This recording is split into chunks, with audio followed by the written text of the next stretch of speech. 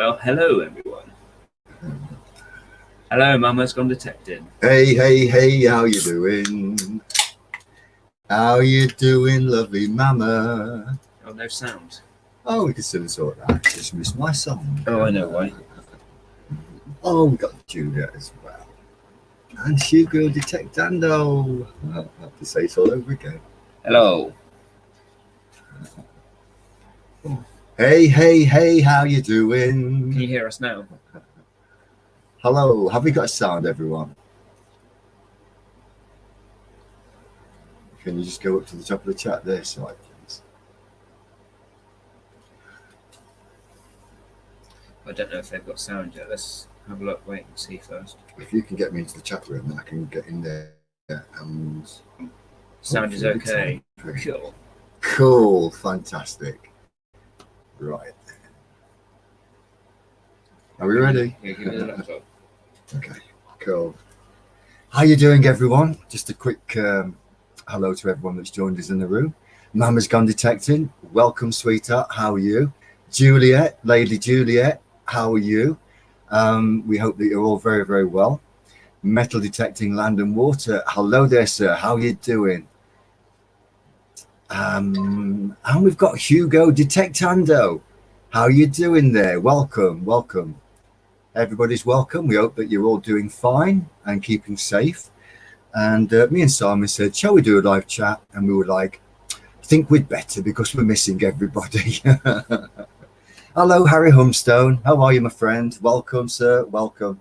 Hello. So, yes, there's Mr. Tinks. Here he is. Hey, fantastic. Simon just got me into live chat, so I can now see what you're saying, which is pretty cool. Tink says, boo. Boo-hoo. Lovely to see you all, friends. It really is super to see you.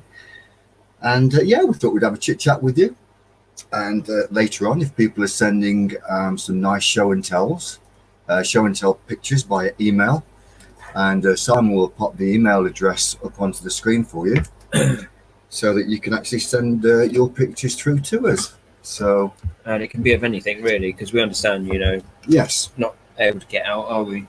So yes, it doesn't have to be metal detecting finds. It can be a collection of anything that you really enjoy, and it's your passion, and we'd like you to share it with everybody because we've all got different collections of things. I've got a collection of stamps, records, coins, old bottles. I've got a huge collection of old antique furniture, which one day you'll probably all see bit by bit, because I think you'd like some of it, especially my clock collection, my grandfather clock collection. And what collections have you got then, Simon? Well, I've got I haven't really got any collections, actually, to be fair. I've got coins. I used to collect number plates, to be honest with you. Did you nick them? No, well, maybe there was one or two hanging off a car and I gave it a yank. I bet you did. Usually when driving, you just pick them up off the road. But well, actually, yeah. You see so many sort of wheel rims these days, don't you? Yeah. I mean, they're plastic. They're not that fantastic, but who knows? We might one day have wheelless cars. Who knows? And then one day people will say, do you remember when cars had wheels and those funny plastic things? And people will be trying to find them. Yeah. Who knows? Nobody knows. Yeah. And I know that Simon's got a collection of Pogs, which I vaguely remember. Oh, yeah, I used to collect them too. Yeah, they're there, yeah, we had a chat about those, small chat on another live stream. And a lot of people say, wow, I remember those and I remember those. So yes, guys, if you've got any pictures of anything that you collect, it can be your passion. We're happy to share it. If you can, for example, if you've got a coin collection, instead of sending them through singly, perhaps it would be better to put them in small groups of 4 or 5, because we can enlarge it for everyone to actually see close up, and that saves you taking lots and lots of pictures. Just a small example of how it can save a little bit of time. So yeah, it's lovely to see you all. It really is. It is. Can you just check that one there, Simon? I'm not sure. Which one? Oh. That's awesome. Well, Metal Detecting Land and Water, we certainly wish that we were able to We're going to go out for a few short walks, which we're allowed to do. Across the field. Yeah, and I actually thought to myself the other day when I was doing a small walk, there's an old hedgerow, and the history of a single hedgerow in England or Britain is fascinating, and you'll find it fascinating if you tune in one night, and we'll have a very small talk about that, about the historical hedgerows of Great Britain, because it truly is fascinating how they've developed and grown over the centuries for certain reasons. So hopefully you'll be able to tune in and watch that. I mean, we could always do a find eyes only find, couldn't we? If we're walking, Mm-hmm. you know, we're going to walk across the fields. Yes, indeed. I've got a little idea if I'm allowed for my 20-minute break, 10-minute break, whatever it might be. You know, you can literally walk from where we are at the moment, and there's history all around us. So we have ideas for new videos, not necessarily metal detecting. So yeah, keep a lookout for those. Mick the Jip, how you doing? How you doing? I missed anybody. I hope that we didn't miss anybody when we first came into the chat room. If we did, just give us a shout and we'll give you a shout back. Simon was sorting out my computer while I was talking to you as well, because I couldn't find you all. You know what I'm like, guys. So it was a bit random, wasn't it? Because it said our last stream was live, so we were a bit confused. Well, we didn't really decide to do a live stream until sort of half an hour-ish ago. We said, come on, let's go and talk to everyone. Yeah, and also tonight, guys, well, here in England, the clocks go forward. At 1 o'clock in the morning, they go forward an hour. I'm not sure if it's everywhere, is it? Everywhere, is it? All over the UK. No, not over the world, though. It's just the UK, is it? Well, it certainly is the UK. I'm not sure about the whole world if the clocks go forward, because I'm not sure how they do it. What about Mama's Gone Detected? In other countries, but I'm sure that someone can tell us. Yeah. Harry said the clock doesn't go forward, and the question regarding how close are we to Scotland, it's a long way. Oh, yeah. What would you say? How many hundreds of miles? How far is it? It's got to be at least 500, I would say, or maybe even 600, depending which part of Scotland you go to. I don't actually know how far it is from Land's End to John O'Groats. Oh, a long way. That's interesting. In fact, I tell you what, quick quiz, guys. See who can find out the quickest. How many miles is it from Land's End to John O'Groats? To John O'Groats in Scotland? I think it says all of Europe is turning the clock back, so it's pretty cool. So yeah, who can answer the question the quickest? And then we'll check it. Yeah, but you can't cheat. Well, that's what you could. Shall we say whoever Googles it the quickest? Because I don't think anybody will actually know it by heart. No asking Alexa. And Scotland actually is the most amazing country. It's fantastic. The history that's there is amazing, and the scenery is breathtaking. Absolutely breathtaking. I haven't been, but I've seen it on YouTube, so I know. I wonder if anyone's got any Alexas, so I can tell them to play a song. I don't know. Has anyone got an Alexa? And if you don't know what about the mileage from Land's End to Scotland, you can have a guess. You're allowed one guess, just one guess for everybody. Tinks is right. Oh, that's cool. Well done, Tinks. Yes, for that correct answer, you win yourself a Jack Daniels. You have to pour it though. Yes. You win yourself a Jack Daniels, and it's in your kitchen, and you have to go and have it now. Unless you want to quickly grab this one. Yeah. Let's see you try and get that one for the screen. No, well done, Tinks. And it is super to see everybody, by the way. It really is. Genuinely lovely to have you here. Thank you. So yes, think about the collections you might want to send us, and the email is on the screen, and we'll do a show until later. That's quite a good idea, though, isn't it? You can find your spot by eyes only. In the field, I'm sure it's perfectly fine.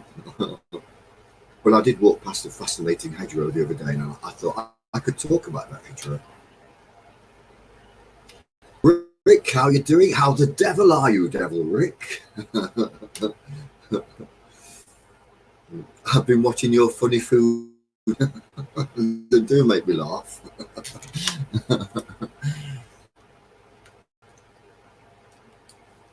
A bit naughty, but they do make me laugh.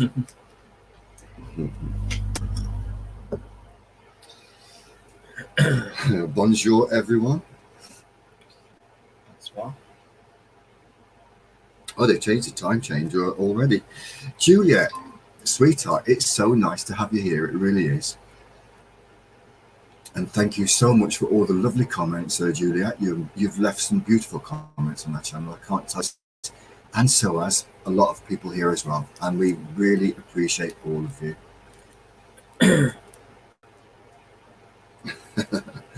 Mick says, that cup is nearly as big as my head. It is. And what have I got in it? Well, it's special tea, of course. It's herbal with apples in it. It's actually a soup cup. A soup cup? Well, it's not got no soup in it. Yes, it's special tea. Noctamus Digamus, how you doing, friend? How are you? Nice to see you.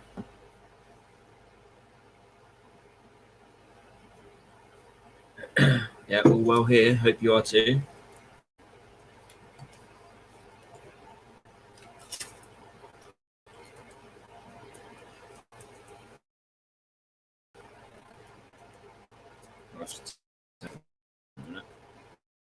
Say hello to everyone first. Yeah.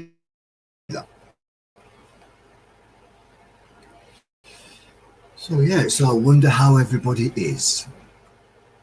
What are you doing to keep yourselves occupied indoors? You must be doing something. I'm sure that Mama is very busy with crafts, and I know that Devil Rick's making YouTube videos left, right, and centre. YouTube. I'm sure they have, you know. Yeah. Well, okay then. YouTube and television. What else have you been doing?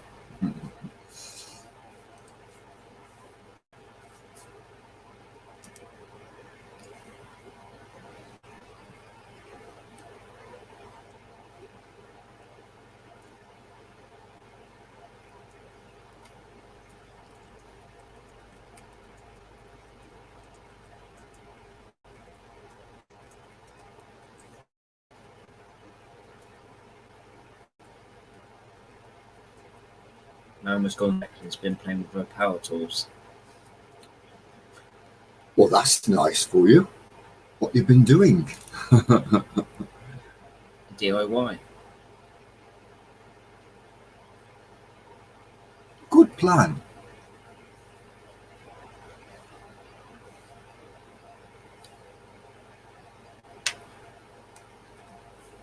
We did mention this on our previous live stream, but just to say, wasn't it fantastic clapping for the doctors and the nurses? We think that you have the drive-by parade in the USA, I think it was. I think Mama told us about that. Was a huge clap and cheer for all the doctor. But let's not talk about that tonight. We don't want to be talking troubles that everyone's going through. We want to have a nice time and talk about happy things. So that's lovely. Thinks he's been cutting his grass, and the neighbours were like, "Oh my God, Has he been he's digging his his hole. He's digging his hole for silver and gold, silver and gold. He's digging way on down." If you carry on digging down them old things, you might end up in Australia. I'm going to be digging my holes for ring pulls. Yeah, we're digging And holes me. for ring pulls and scrap. And it's not very good. And scrap rhymes with ta-da! Please in the postcard, please, in the comment box. Whoever's for Jack Daniels, as long as you've got some in at home. Or have I don't think anyone's going to rude and right word, actually. What's a grumble?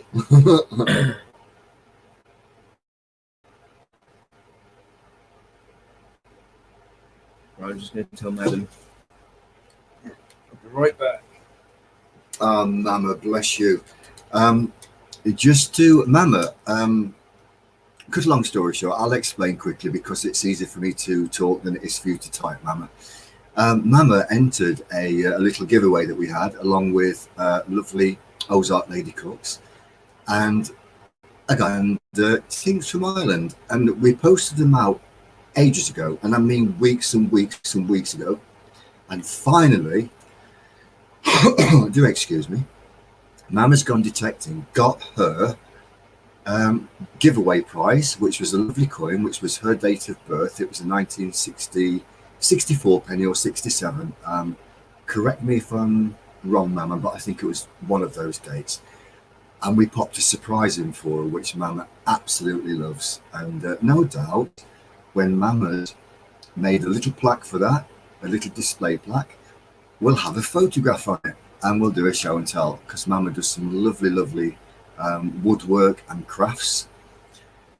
And yeah, and it was very nice of that email, Mama. Thank you very, very much that you sent. It was very nice of you. Thank you, and you're most welcome. So, Juliet, sweetheart, how has your day been? Oh, can you say hello to him? Hi. I'm sure they'd much rather see your pretty face than ours. Come on, squeeze in.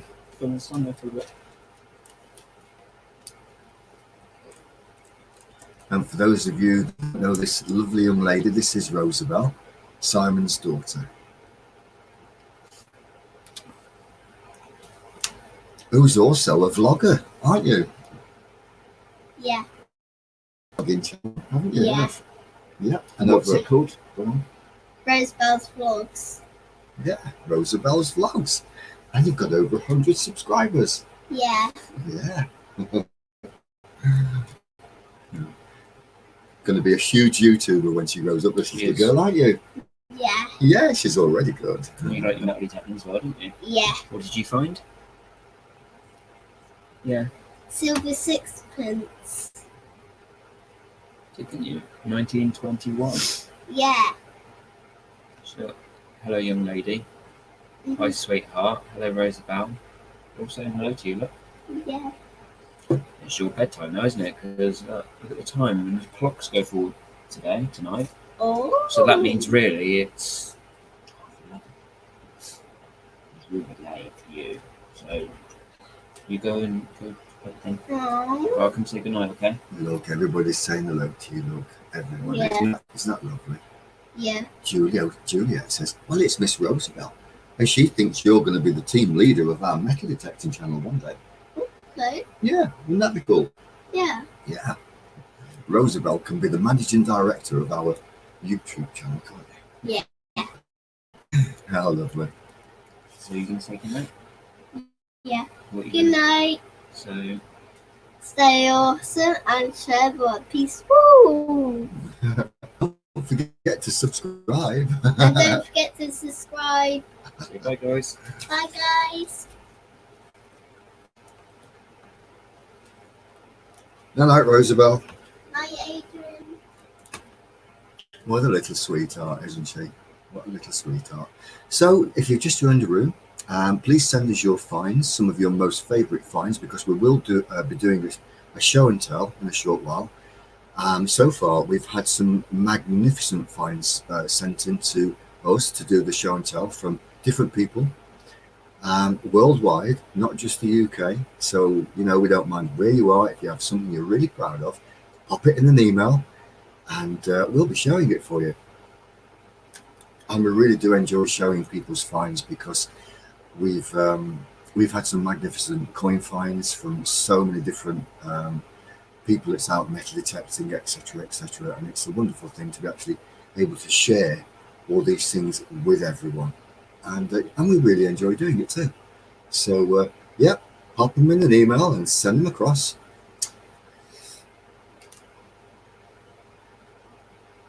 And the metal detecting, the coin that Rosabelle found was a lovely, I think it was 1921 silver sixpence, and she was out with the dad, and I wasn't there at the time, and she was apparently so excited. So yeah, it's nice that the youngsters are following on because Rosabelle is so interested in old pottery and coins, just wonderful. So if you grab the youngsters and get them off the mobile phones and, you know, the tablets, which Rosabelle does have, and she does love hers. But it's nice to give them something else to think about. So, yeah. So, guys, someone give me some feedback, please. What would you like to talk about tonight? And we don't mind what it's about.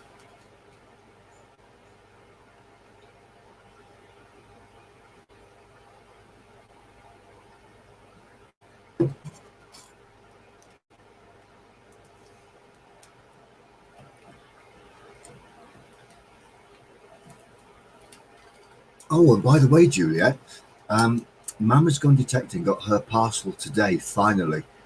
We posted them ages ago, so I'm hoping that Ozark Lady Cooks and yourself, Juliet, you actually receive your packages very, very shortly.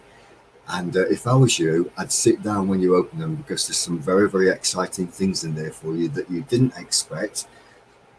Because I know that we were going to send you the 1646 era small little tiny rose farthings from the reign of, you know, quite honestly, I'm not sure if it's Charles I or James I. They may have both had them. So yes, we sent one each for you, but we've enclosed some lovely little bits and bobs that we've found out on our travels in the fields. And I can imagine that you might get a little frame and put a nice little frame together. Excuse me, and one day you can do a little show and tell. How cool would that be?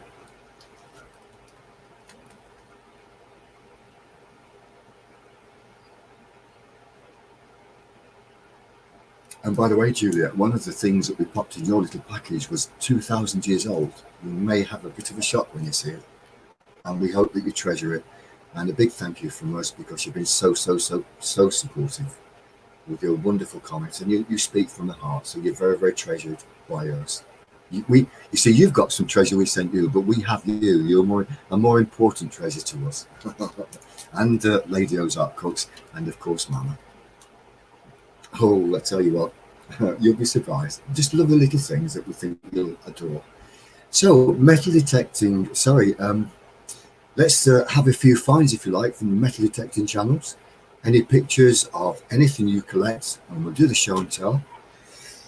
And actually, guys, if you hang on in here, we probably will do a little giveaway, simply because we can. Now, unfortunately, the post offices are shut, but what we'll do, we'll keep it safe to one side, and when they open, then basically we'll send you a little giveaway. It doesn't matter where you are in the world. We don't mind posting something out to you. Okay, so, you know, for example, if you're in the USA, Canada, Australia, Europe, you're all included. It's not just the UK. So that'd be interesting. But we don't know what we're going to do away as yet. But I'm sure we can find something here. Something interesting that somebody will really like. Yeah. So hopefully Juliet and Ozark Lady Cook's parcels will be arriving soon, because everybody's had theirs. So, right, Harry, I wonder if you've got any pictures of your lovely cone top bottle collection, or the cans, and even a picture of your most precious little items on wheels. I'm not going to spoil the surprise, but if you want to, we're happy to show your collection. That would be super duper. And anybody else, whatever you collect, it's fine. So, somebody once asked me, actually, well, quite a few people have asked me, what would my dream find be if I was out in the fields? Well, I can tell you, I have actually had two super old coins, about 2000 BC. Forgive me, they're 2,000 year old, about 400 years BC. Very early coins of Britain, and they're from a tribe called the Zoroastrides tribe. Fascinating little coins, silver with a very peculiar looking horse on there. It's like stylized, and it's I'll actually find that out shortly and I'll show you. But this is some of the very, very early coinage of Britain before the Romans arrived. This is a picture of what we call a gold stater. And the old tribes, this was their wealth that they used to deal in if they were buying, for example, cattle. This is a beautiful gold coin. There's just an example of the old coiners that we used to have in the United Kingdom many, many years ago. So my dream find would be one of those, although I have had a silver one, but a different design. But you can see how beautiful they were. Solid gold. The gold probably came from Scotland or Ireland or Wales. I'm not sure about Cornwall, if they have gold in Cornwall. They may well do. So perhaps somebody can tell me. So my prize find would be probably one of those coins. And unfortunately, well, actually, fortunately, I'm going to show you something very quickly here, if I can find it quick enough. This is a picture. I'm just showing people a few little bits and bobs. Right. Actually, there is this coin here. Sorry, forgive me. That side, Simon. Is it that side there? What's that? I'm just trying to show people this coin here. This one? That one. Right. That's the Henry VIII, I believe, yeah? Is it Henry? Yes, please, because I can't quite read. That's the Henry VIII coin, as far as I can tell. I'm certain it is. Henry VIII, I am. Yeah, it looks like him, yeah. Yeah, the one who had all the wives. Yeah. He was very naughty. And basically, Simon found one of those out in the fields. And I was out there all day metal detecting, and he just came along, and all I found was cartridge caps after cartridge caps after cartridge caps. Simon comes along, beep, beep, beep, beep, boing, and pulled out one of those. Yeah, I was at work all day. Yeah. So I had to chase him around the field with a big stick, and he was black and blue for days. That's such a right. Just kidding. So yeah, so what we're going to talk about now then, Si? Well, shall I check the emails and see if anyone sent anything? Yeah, good plan. Let me just refresh this.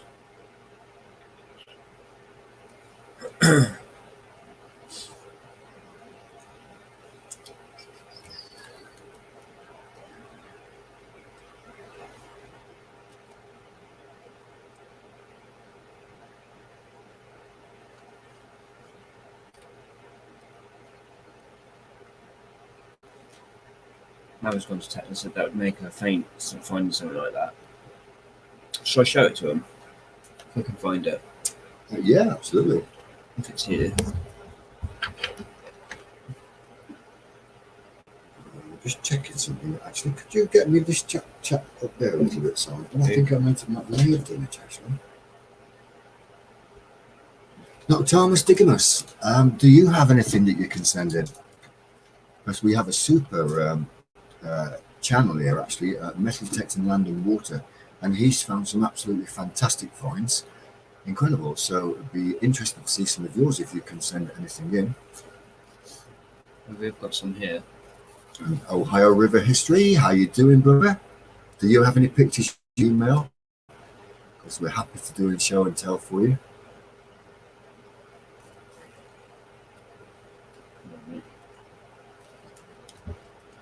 Just want to get the link. I wonder what Mum is just probably been putting shelves up or something. Yeah, did she say? I think she did say she was doing some playing with power she was tools. chucking Probably. what she was doing, but I can't remember what she said. I think she said she was chopping up, doing some wood or doing something. Probably woodworking, sawing logs, no doubt, to make a crafts. Yeah. I just want to get our link because I'm going to ask. And Juliet, how about sending us a picture of your fur baby, your puss cat? Because we'd love to see him, because I would.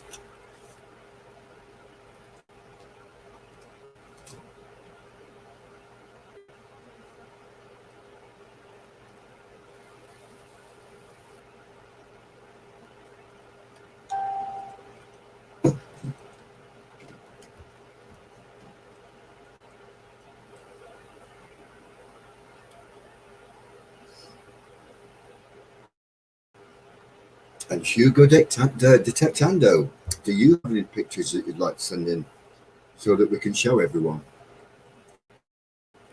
Hugo Detectando. I'm just going to text and it's going to send some pictures real quick. Ohio River History's got some, but he's going to go and eat first. I will send you pictures first and then have some food. Let's have a look at Natalie Tetlin Land and Water.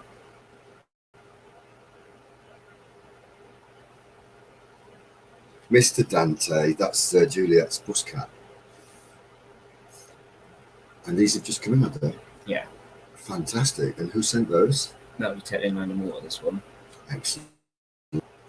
Metal detecting land and water, guys. Does find some amazing amazing items, truly lifetime finds. And actually, if you do find time to check out some of our earlier live streams where we do shows and tells, you will find, and well, you'll see some amazing artifacts, including silver Roman coins, a beautiful gold wrist torque that would have been 1,000 years ago, maybe even 3,000 years old.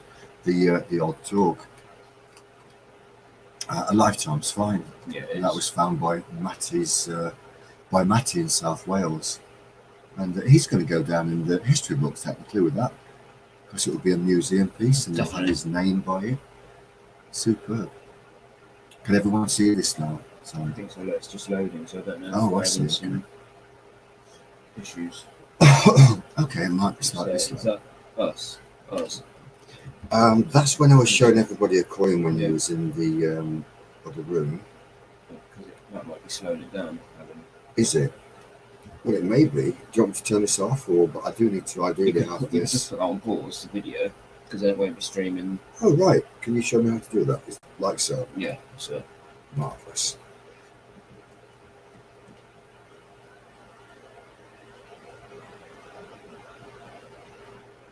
Southern Cross. Good morning, a brand new day is dawning. So I don't know if they can still hear us. Good morning to you. And I guess it's 5:30 a.m. where Southern Cross is. And he'll just be taking his dog out for a walk. We won't get it here. Because we're not responding.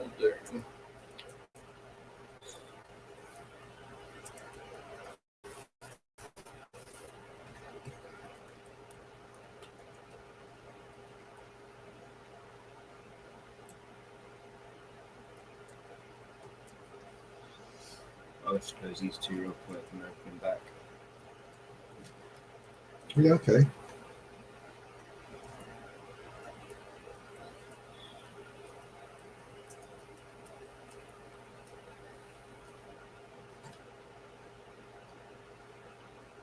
Oh, I think they can still hear us. And can you see us okay?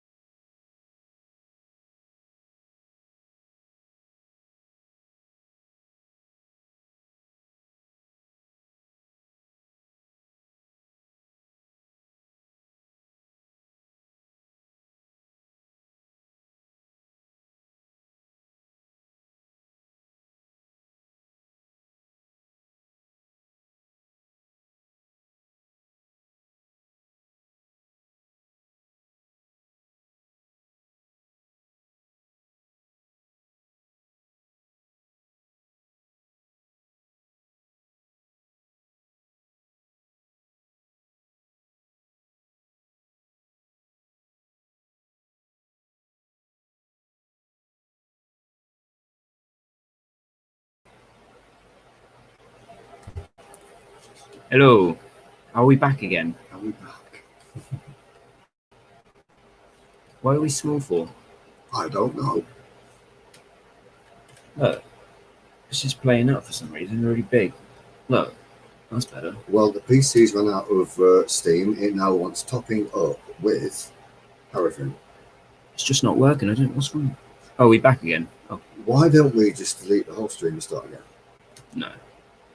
No? Fine. Well, 'cause we're going to have that shoes gap, aren't we? That's fine.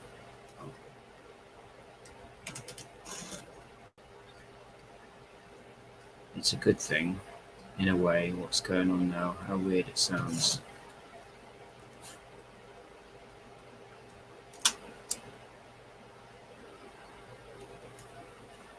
There's this handsome chap in my computer. I still want to figure out who he is. Did you miss us?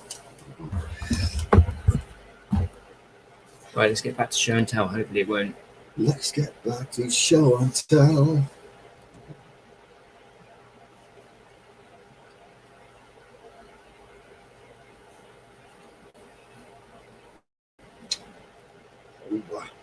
I think it's. I don't know whether it's because that's running as well. What, this? Yeah, I don't know whether it'd make a difference. I'm not sure. Would you want me to turn it off? Man? Well, I don't see how it can like interfere with like the computer. It's just the connection, isn't it? Righty-ho. So are we uploading everything and it's coming on, and are we live now? Yeah, we're still live. So can everybody see us in there? Everyone can see us and hear us. And they can hear us. Yes. It's just because I haven't got two screens. You see, I've got to do it like this way. Just feed your peepers, everybody, on that. Owl. Owl? Oh, did this? Look, it's gone off.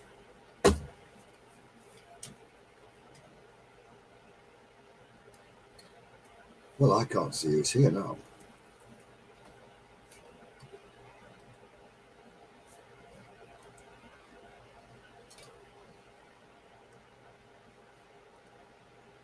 Right, this is when it conked out earlier when I did this.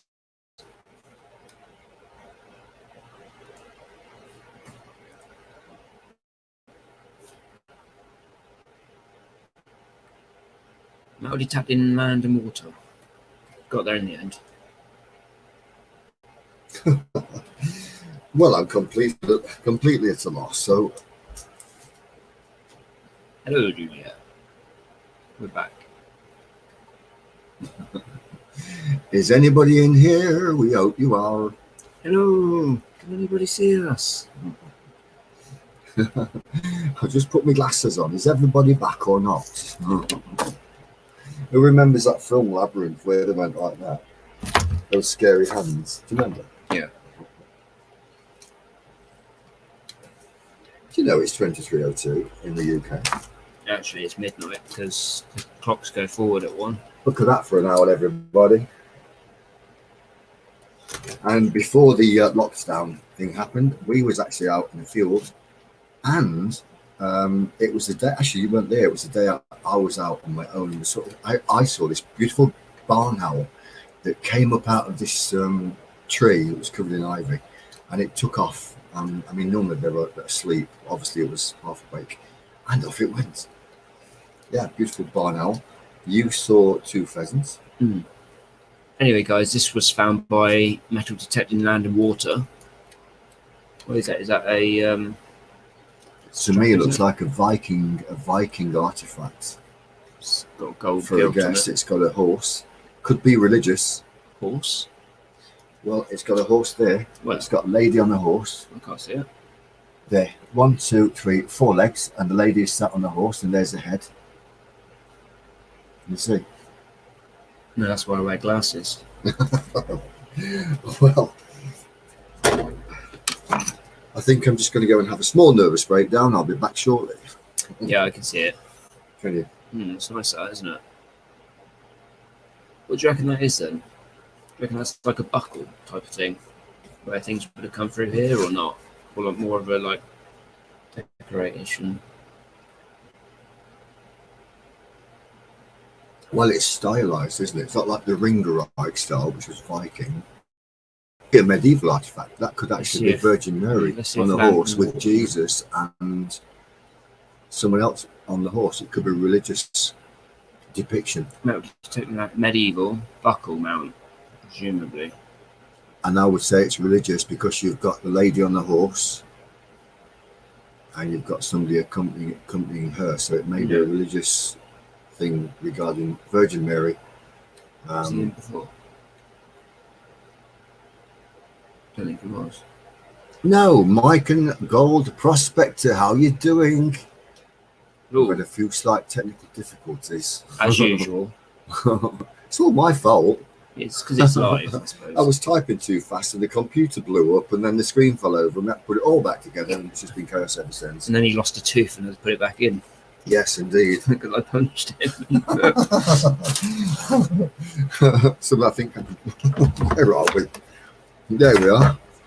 Yes, you've seen the tooth gag before, but I don't care. I'm going to show you again. That is my tooth that Simon punched out when I was in the field.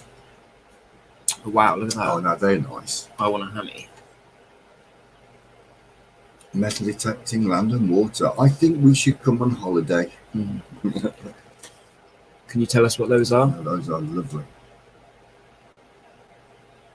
Is that a Henry? No, they're not UK coins. These will be ancient Dutch. They've got the cross on there. These are very, very early. European, I would guess that, because they've got the cross on.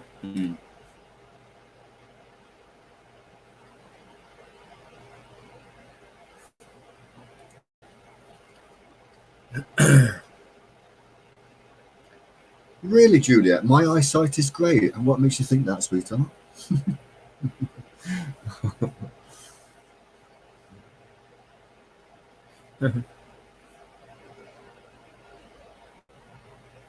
Legit. Yeah, they're scary, actually. They're scary if they fly at you in the dark. One night I was going along in my car and one came down in the road for something and took up with it and we barely missed it. Actually, the car itself, well, I think it's actually touched the bottom of it. But anyway, it carried on. Cool. And it's a medieval buckle mount. Yeah, so this... here we go. Right, okay. Taurinos, France Templar coin, also called Groot 13th century free struck. Well, that's a great Groot. Found together. Wow, found together. So that's like a hoard then, a mini hoard. How do you pronounce Tournois? Is that Tournois or Tournier or something? Either way, it's fantastic. So that is like a little mini hoard, isn't it? It's beautiful. Because it's free. Yeah. Is it more than three or more? Three coins or less now, I think. Yeah. Well, three coins or more. That's right.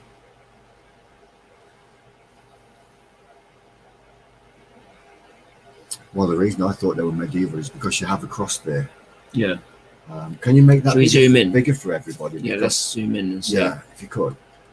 We'll zoom in and see each one of them, but it might turn on its side mind. Hence the Templars collection, because you've got the cross, you see. Yeah. Knights Templar.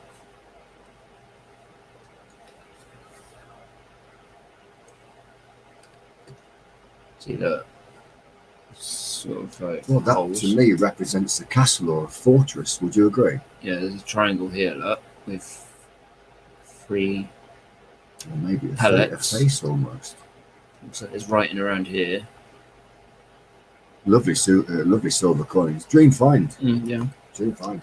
This is the Templar.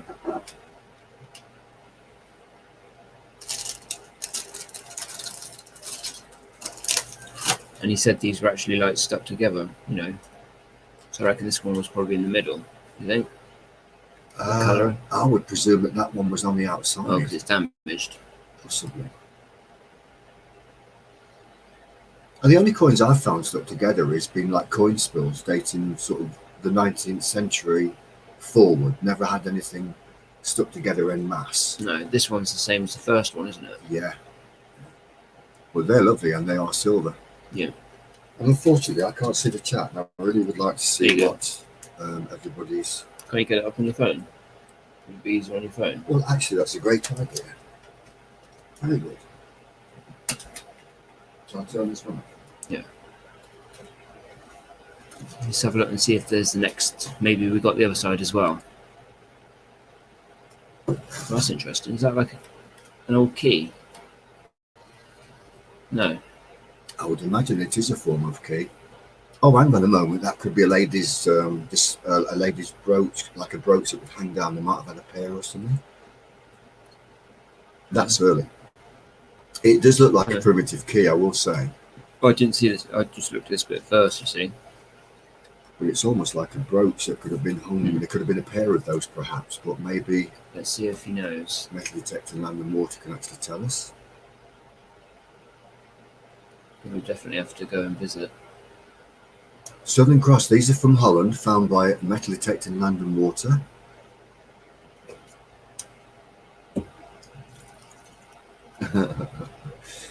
Mama says it looks like a skeleton from Minecraft. I woke up the other morning, Mama, and I looked like Skeletor. Believe you me, and it took me about 5 hours to get my face actually to go back up where it belonged. And then a further 2 hours to find his eyeballs. I always have a problem with those after a live stream anyway, as you well know. Especially a glass one. Don't tell everybody. And don't tell everybody about my wooden leg anymore either, because, you know, it's a need to know situation. It was funny when that dog ran off of him.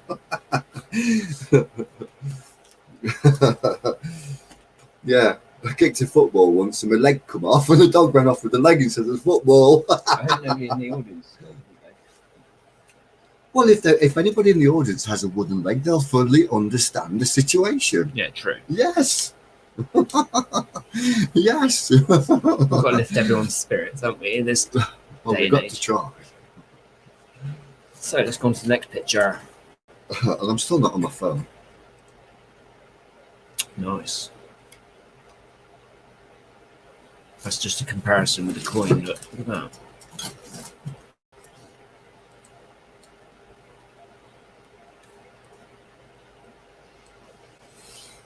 I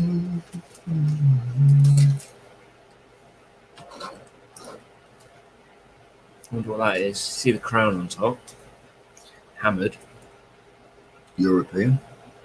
I'd love to. I have found. Well, I think it's European. Hammered Isn't coin that a from a different Tudor country. rose there? Or is this... That looks like a Tudor rose, so I'm confused about that. Okay. That's a crown, isn't it? Who sent this one? Metal Detector No, Land no. and Water? Yeah, Or- still the same. Yeah. Well, that's a beautiful silver coin. Now, do you know where my phone Let's was? look at the chat. It's here. Yeah, it's here.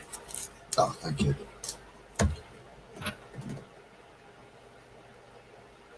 Oh, that's a miscast night latch key. That back one. Fantastic. So I was right. Key. Post medieval as well.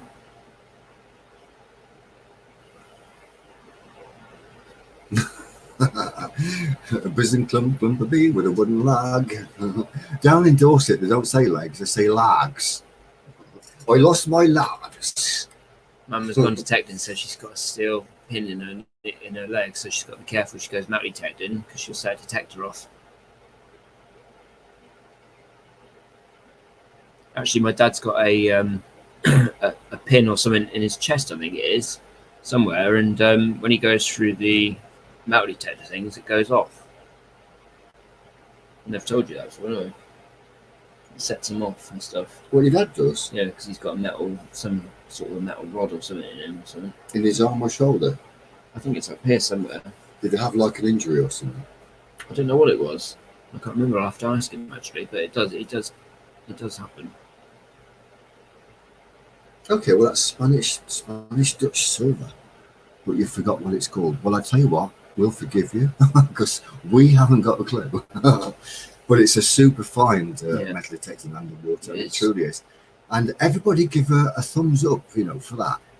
Yeah. Metal detector land and water. In fact, you know what? Also, guys, just while I'm thinking about it, sorry, go on, Karen. No, carry on. If I put a link in the comments, would you be able to share this, this group with everybody? I'm going to have to re-find the link. But if I put a link in the comments, would you be able to share it with your friends? Just so we can get, share, talk to more people. That'd be awesome. Yeah, so in other words, can you sort of get us out there? Yeah. Click on the share button on YouTube and whiz us off. Yeah, We don't mind being whizzed all over the place. Yeah, We don't share it mind with where your we friends. go. Yeah, whiz us off. And how cool would that be? You know, you do realise that you're not even in the little square here. No, neither are you. Oh, well, Because they were looking at the coin. I see. But we can do that like this. Well, I've always said that we should have it like that. Or like that, with both of us in. Yeah, All right.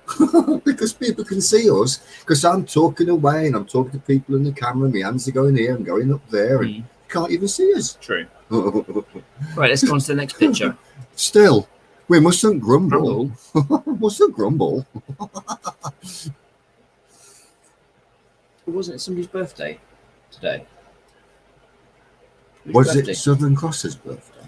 I'm not sure. I think it might have been. 1634, look. Wow. I want that. I'm going over to see. I'm going over to. Yes, I'll have that. Thank you very much. It's Saturday today, isn't it? I don't know. I've lost It's track of the Saturday or is days, it Friday? Sunday. Saturday, Friday. Yeah, on Friday we were on live, and somebody in the chat said that it was their birthday on Saturday, I believe. I'm sure it was Southern Cross. I don't know why. I've just got that funny feeling. Oh, that's in May. Don't forget it's Prezi. Well, we got somebody's Southern Cross. Oh, bless you, mate. Well, the thing is, it was somebody's birthday. Cheers, Dig It Mark. Yeah, cheers, Mark. Thank you. And anyway, you said your mum said that you used to have a walnut in your head. I won't tell you what my mum said about my head. Look at that coin though, look, 1634. Nice coin. It's amazing. Let's see if we can bring it up any closer. I had a bag of chestnuts in my head. Not just one walnuts.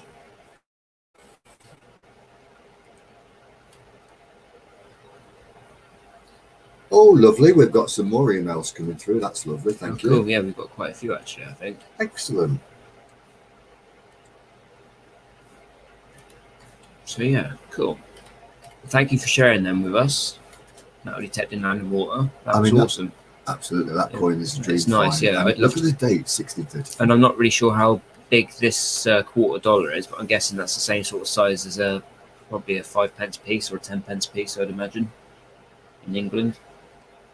Actually, I've got one somewhere. I think it is. I think it is. I've got one somewhere. But I don't know. Juliet, can you send a picture of your puss cat? Because I know you have a puss cat. No, she has a lovely cat. I've got a cat. I'm a cat lover, as you all know.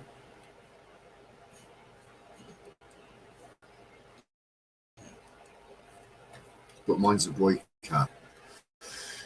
Probably missing me terribly, but one of my housemates is feeding him, and my neighbour is buying food when she can get it, so that's pretty cool. And he's a very independent cat anyway. He's always out and about, and only comes to his old dad with me.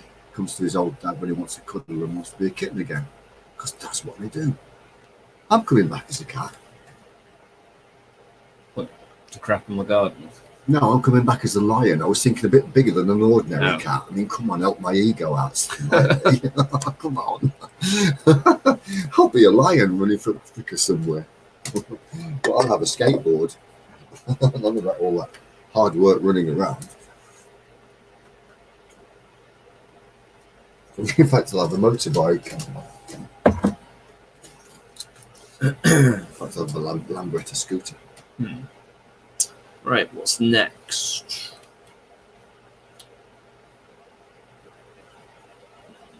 This one.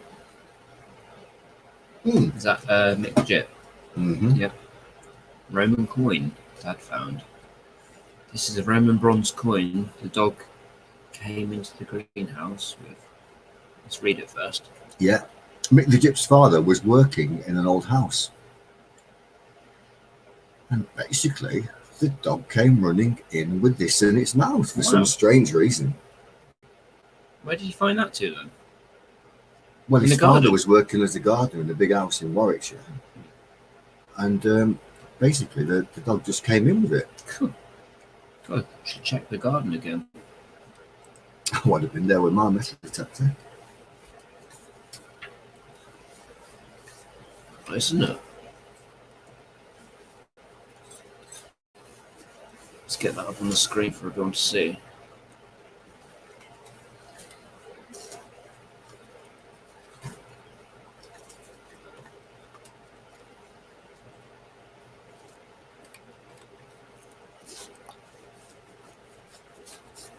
I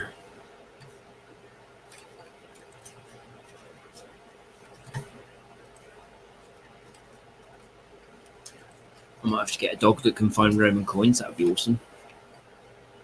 Well, if I have a dog, I want a dog that could just go out and dig up bars of gold. Yeah, that'd be all right. Yeah. So I wonder who this is.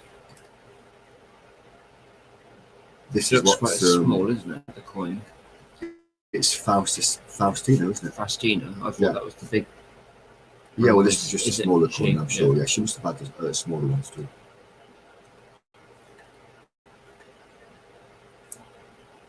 Some cross prospect, and his wife is a crazy cat woman. How many cats has she got?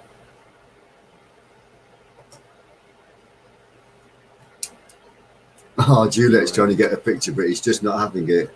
Keep trying, Juliet. Yeah, she has. Look, I sent a picture of my cats. Yeah, but that's Mama. Oh. Mama sent a picture of cats. Julie's trying to get him to I've been cooperate, and that's what cats are like. They're just so independent. Yes, Mick, we're not even going to go there. Thank you very much. I'm an antique. 1962. No, you're 63, aren't you? I was born in 63, so I'm 57. 58 this year, but my head inside is about 2,000 years old. So,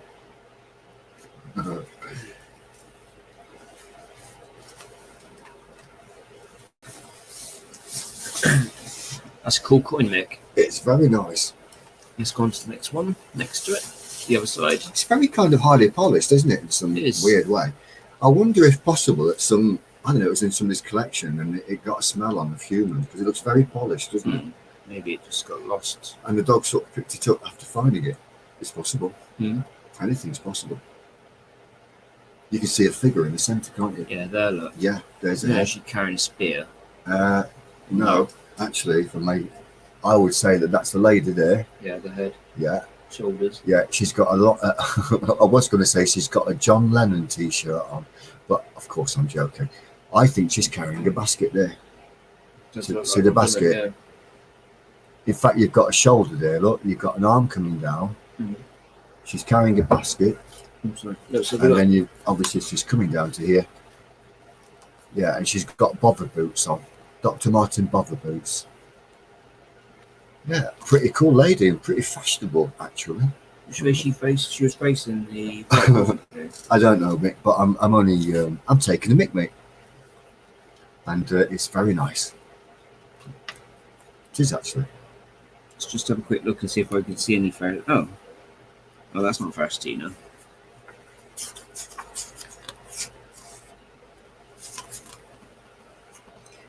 Because that'd be interesting, wouldn't it, to find it if it's in here. Well, it would.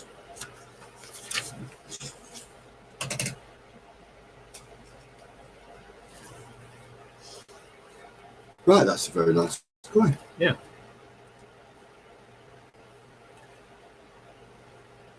So let's go next to our next emails. Southern Cross.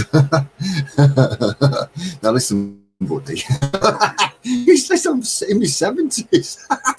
Who's in his 70s? Well, Southern Cross says, "Oh my God, I'm older than you. I thought you was in your 70s." Not talking to me, he's talking to you. Granddad.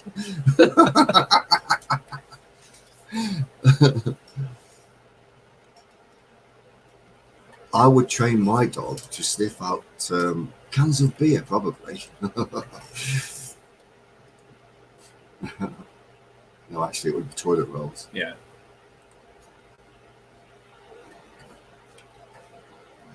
The Dirt Diggers! How cool. That's what Mama makes. Yeah, cool. That's homemade crafts. And it's done with like a poker thing. That's cool, that is, isn't It it? is. Let's share it for everyone to see.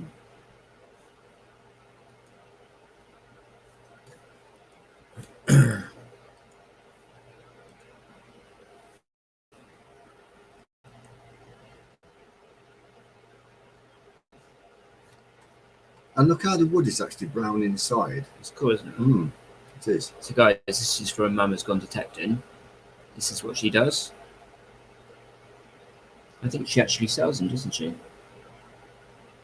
Does she sell them? Mama sells her crafts. Yeah. Yeah, so guys, if any of you are interested in this, I'm sure Mama's Gone Detecting would love to hear from you. And probably be able to put a personalised name on for you. Yeah, she could do one of your channel. Mama's gone detecting up into the hills, looking for diamond rings and precious things, and the odd coin spills. She's going way on down into the valleys, down by the river, into the valleys. I like the spade. Well, I like it all, actually. Yeah. I like the colour of the wood and all the bark. It's Mm. really smashing. And very time consuming. I got one of these. And made with love. And it says Rosabelle's room on it. Does it? Yes, out there. Is No, it on the door? I think I've got one on my door or on her door. I haven't noticed either. I must be truthful.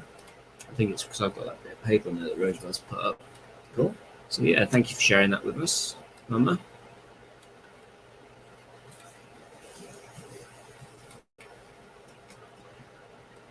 Well, we've got a few things, Chris.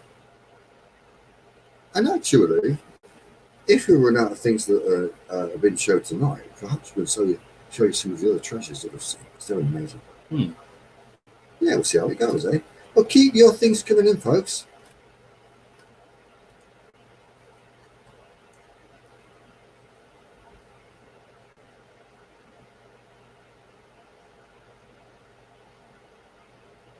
Oh, I see. That's what she was doing with her power tools. Mama's Gone Detecting was cutting slabs of 100-plus-year-old black walnut to use for things like that. What we just showed. Well, that's incredible. With a chainsaw. Yeah. That's brave. I used to use a chainsaw. Here we go. Here's A lot of Mama's. people are scared of it. They're scared by those. Mama's cat's next. Ember is the dark one, and Sugar is the light one. Ah, bit like yours. Mama's pussycats. Oh, no, they are lovely. Puss, puss, puss, puss, puss, puss, puss. Do you know, I didn't know that until I lost my pussycat that what actual kind he was. Hmm. A tabby and white, and he looks like a tabby and white. I might be wrong there, but I think it's a tabby and white because that's what mine is. And I didn't know until I reported him missing because I lost him for 15 days. Yeah. And it was a terribly, terribly upsetting time. It was horrible. That's all I can say. Yeah, I'm sure it was. Yeah.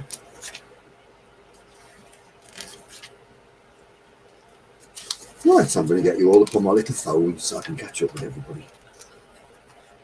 So yeah, they're lovely cats, aren't they? They can be so loving as well, can't they? They can also be very, very, very selfish as well when it suits them. Yeah.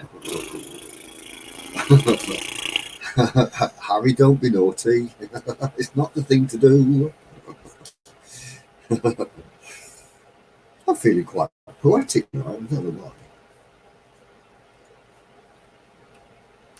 Good morning, good morning. A brand new day is dawning. Good morning to you.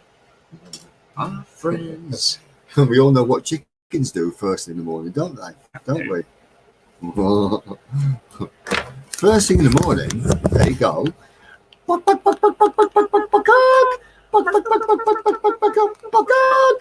Yeah. Yeah. His chicken pecked my chicken in the eye in one video. I mean, seriously injured my chicken. Where's he gone? There it is. Funny, wasn't it? Yeah. I was not happy. Hello. You'll have to check it out. Look, it's always getting in the front. See? Hello. Yeah. My name's Chicken.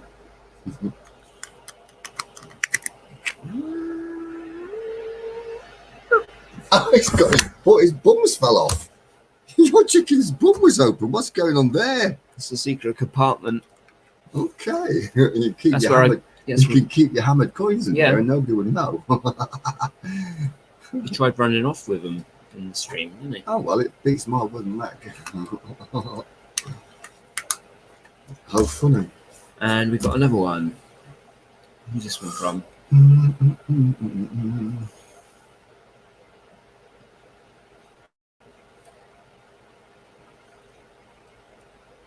Now, this is cool. Now, this Do you know who they're I from? wonder who this may be from.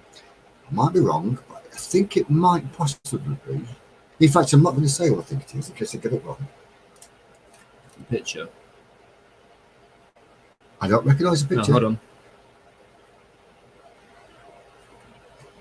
Well, let's just put it on there, then somebody Yes, can and they tell can us. tell us in chat. I think it might be Ohio. I might be wrong. Forgive me if I'm wrong, but they're super fines already. Hmm. And that's the lovely old axe. And you know, I found two of those, and they are down a hill, Yeah. not far from town. Right. And I dug them up and I left them on top of a tree trunk to actually come back and collect them, but I didn't actually collect them. I went a different way. Where was this? You know all that land that's got the building site on, Right. where it's all being done near your mum's? Yeah. Yeah? Right. Down the bank, down there. Oh, how long ago was that?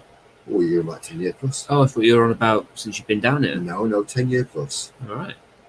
The crazy thing is, unless anybody's walked down there, they could still be there lying on top of a tree trunk because it was quite a secluded spot. Probably grown into it now. Who knows? 10 But years. that's a lovely find.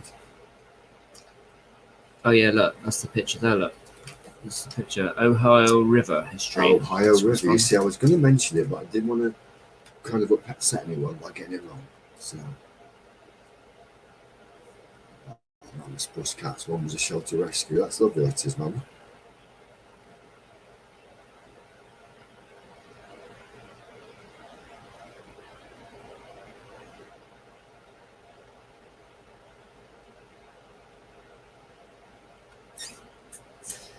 Well, this is cool. This is Ohio, and it's a nice axe head that he restored after finding.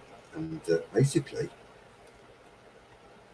we've got a picture of an iron where it was. Oh my goodness! Right, that's the one you need to show first. Right. This is an old iron basically. And Ohio found it, and then he restored it. So that's afterwards. I see. And he's asking if you can show that picture first, Okay. so everybody can see that, and then show the other one afterward. Everybody's going to be really, really surprised. I do apologise.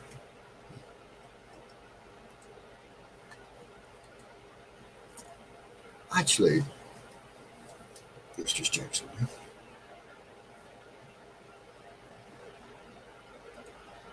Yes, it was an axe head, Oh, yeah, look. and that's. Do you know what that is? Well, that's that accent, isn't it? No, that's the flat iron. Hmm. And ladies used to actually use those to actually iron the clothes. They used to heat them up on the stove. Basically, they would spit on They them. used to have a handle though, didn't they? Yeah, they had a handle, but they would spit on them just to test them if they were hot enough, and then they would clean them off on a cloth and then iron their clothes.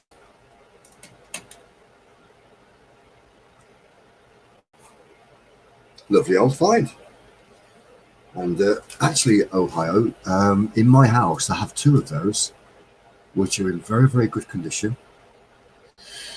Because in England, we still have lots and lots and lots of bits and pieces like this. And 20 odd years ago, everybody was collecting them. So many items like this, instead of being thrown out, were actually preserved in collections. And now they are, well, I've got two, and they're very nice. But well done on finding that, because you dug it up, it makes it more special than the one that I found. So this Isn't is it? the first picture. This is when he found it. And that's the state it's in. Incredible. And now I like that. That's a beautiful old 19th century lock. It's cool. It is super cool, isn't it? Mm. And that's a real relic. I suppose that's where it locked over, did it? Oh no, an actual proper lock. Yeah, not a padlock.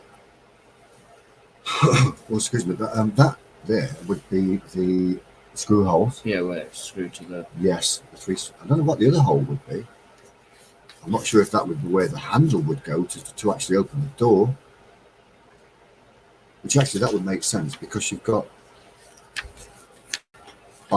these are screw holes, 1, 2, 3, obviously the keyhole, and I would believe that would be it would have had a piece of brass on there to make it more decorative, but being in the ground, the rust has forced it off. Plus the handle would have gone through there with a piece of iron, then you would have had the brass on the other side. So yeah, it's lost its old doorknob, but it's a lovely artifact. I like that. Not sure about that item, the part there at the top, like a little hook. I don't know what that would be for, but that's a very nice find. Yeah, well done, Ohio. Faustina. The other one was looking the other way, actually. Faustina. Was it? Yeah. Super find. So next one. That's And it. there's a flat iron restored. You know, a household would often have 4 or 5 flat irons like that, not just the one, because as one cooled down, Right. they would actually have the other ones heating up to the right temperature, and they would keep alternating them and swapping them over, which is pretty cool. So did you use electrolysis for this to clean it up?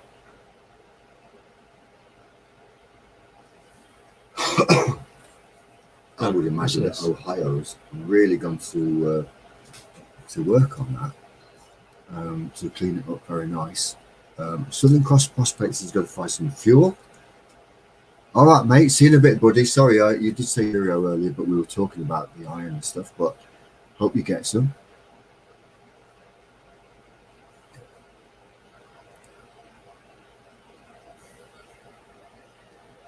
Yeah, nice job on that restoration.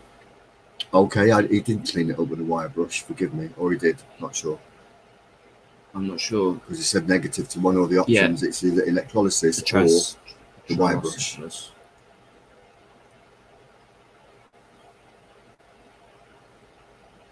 Well, either way, it's superb. Yeah. Scale remover, A and wire wheel. That's what we call a wire brush. Yeah. Yeah. Well, you've got a wire brush that you do by hand, and then you've got the wire wheel that is on a drill. And I've cleaned up old blocks like that after putting them in the fire to burn the paint off. That's superb, that is, look, isn't it? Now I've got a question. Can everybody see this? If you can pop the mouse onto this notch there, I wonder what that was for. Does anybody know? Do you know? I'm guessing that if the axe head was stuck, you might possibly put something else in there to help prise it out, but I might be wrong. That I'm not sure about.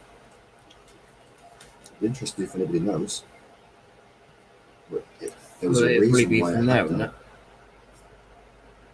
To lock it into place. It's an axe head. So the wood would be down there, wouldn't it? Because that's the sharp blade there. Yes, that's the blade This side. is the shiny blade side. part, So yeah. the handle would be here, The shaft go would be down in there. there. but then the wood would be here as well, covering this part. So it's locked in because it'd slide off here, wouldn't it? It's got nothing to keep it in. If you see what I mean? Okay, yeah, Do you see what I okay. mean? I get what you say. Because otherwise It's an it would just unusual slide shaped off. axe, really. I haven't seen that. So it locks it in, a bit like Stonehenge. A bit like my teeth and Yeah. denture fixture. Let's see what they say about it. I was joking about the denture fixture. For taking out iron nails, he thinks. Maybe taking land and water, twigs. So, Detector Kev. hello, Detective Kev. Hello. Didn't see you coming, mate. How are you? And he was cleaning it with acid and all sorts. I suppose it takes an awful lot to get them clean. In fact, you know what? Tomorrow for my little walk, I might pop down those woods and have a look, see if those old axes are still there. It'd be a miracle if they are. Just going to put a pot for me in there. Probably some squirrels have run off with them, I would imagine. Yeah, so that's pretty cool. I'm still curious about what that notch would be for, though. So I haven't seen one like that. That's good to hear, Detective Kev. It's super to have you in, mate. We had a few technical difficulties earlier, but must have gone. Oh, and Mama's gone detecting. I was looking at Detective Kev's video on his giveaway because he does giveaways, which is super duper. And I noticed that Mama's Gone Detecting has won a superb silver coin. So well done, Kev. Well done on your giveaways, my friend. And well done, Mama's Gone Detecting. And I think it was a 1920 something silver shilling that you won. Maybe Detective Kev can tell us. But it's a lovely coin. 1930 something. Very nice. Yay, Mama. Oh, and by the way, if anybody is watching on Facebook, which you may or may not be, welcome everybody, because we can't see you in chat, but we hope you're enjoying this little live stream with people from all over the world.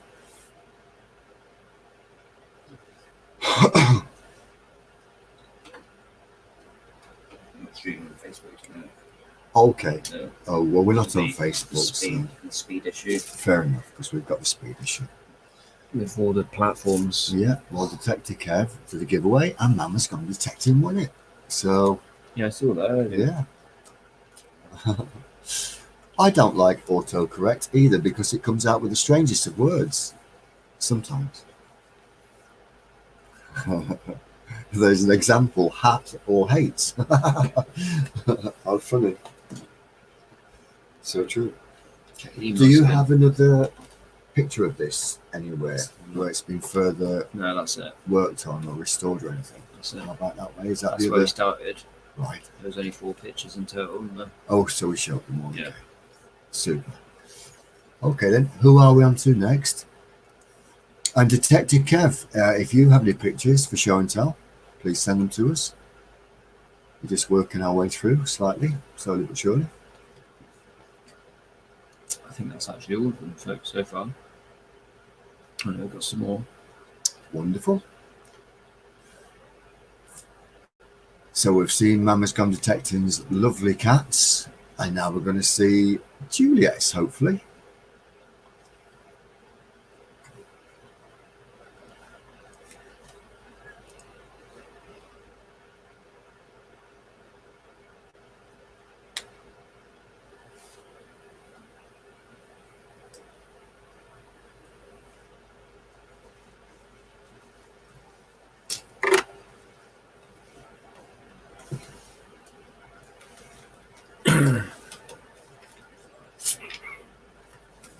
Here we go. Oh, now he's a lovely one.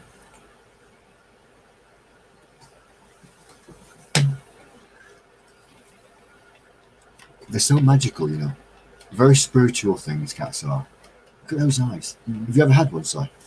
Yeah, we used to have 2. Oh, you had to. Yeah, Roosevelt. Me and Roosevelt's mum had 2. That's a gorgeous cat. Hang on. Let's just share it with them. Yeah, actually, Kev, I did watch your video, mate, and I saw that you'd got actually, like, I think there was 3 coins that hadn't been claimed.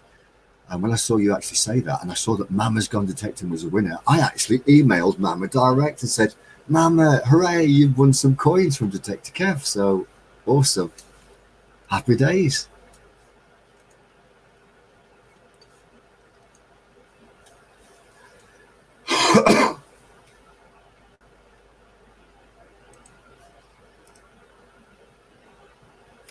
He's a beautiful cat. And their eyes, they open and close, you know, with the light, you know. Yeah, I know. Amazing. Cute.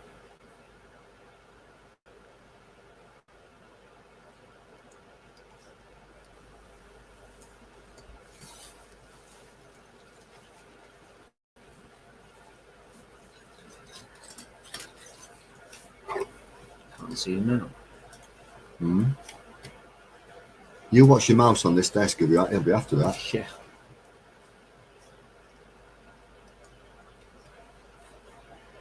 Cute, isn't it?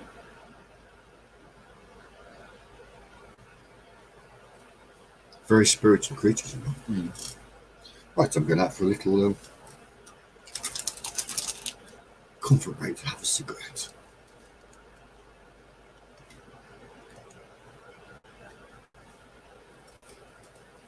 Thank you for sharing that. Oh, 18, that's a good age.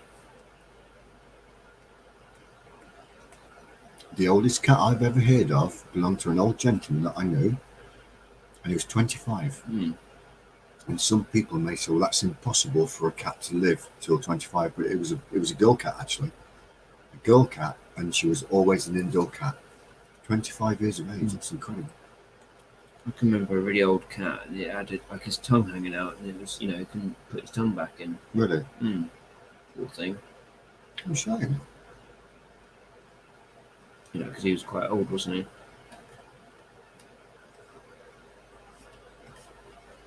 I've seen a few on YouTube where they're just sitting there with the tongues hanging out. Yeah. Maybe that's a Some- poorly episode or a turn. You know? Some look quite funny, don't they, when they got their tongues hung out like this? Yeah. Yeah. Sometimes they just, Especially when there's like food around. yeah, sometimes they just pop their tongues out like. Yeah.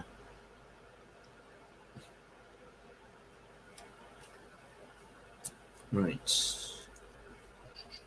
What was that? Yeah, I don't know where that came up with that for. I'm very much missing my laptop, I'll have you know.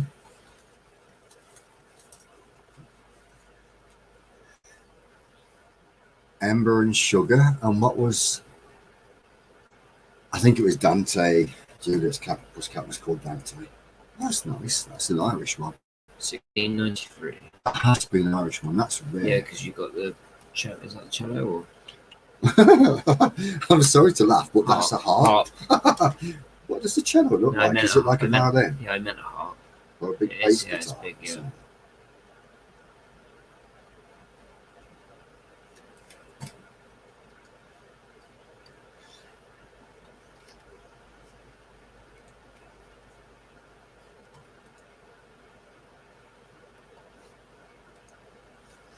Oh, we've got something from Dig It Mark shortly as well.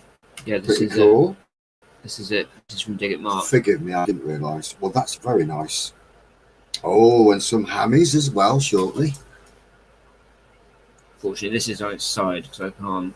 Yeah, you can't swivel it round. No. Never mind. That is a lovely I probably thing, could that if I is. opened it in a different program, but it's easier doing it like this. I wonder if Dig It Mark can actually pop in the chat room what that coin is, please.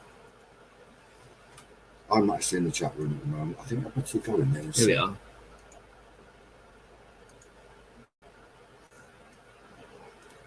Has that got two heads on it? If it's got two heads, then it has to be William and Mary. It does Isn't look it? like it, that. That's a lovely coin, and with it being the Irish is. harp on it, that's It's got to two- be rare. I'm sure that's two heads. If I zoom Um, in, it's going to go on its side, look. Yeah, it is. Look.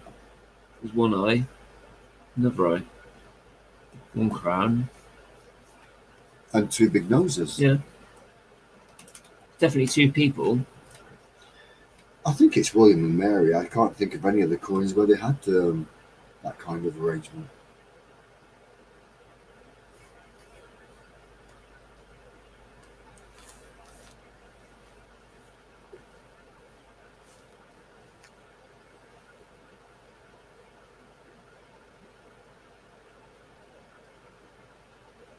Mick, is there two heads on that coin?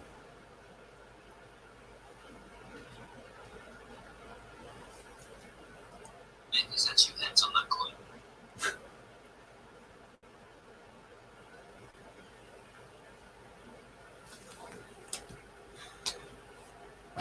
Mama says that she's a relic. Well, I don't believe that for one moment.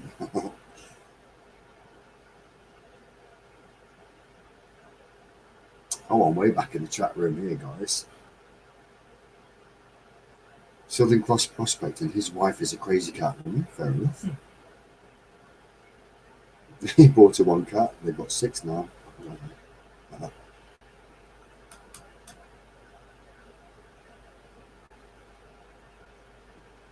Well, that's nice. Yeah. Yeah.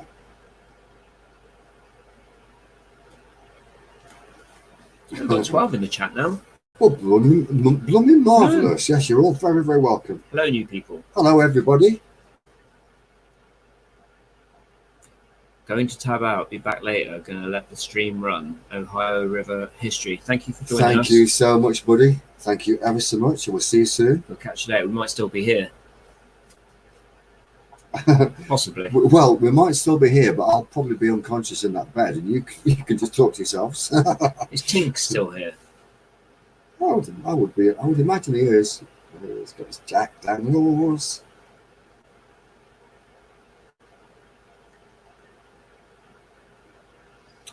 Detective Kev's got 4 coins, yeah. Waterloo Commemorative sounds cool. Got another size here. Ooh, Hammies. Thank you, Mama. You're an absolute superstar for that. Thank you so much.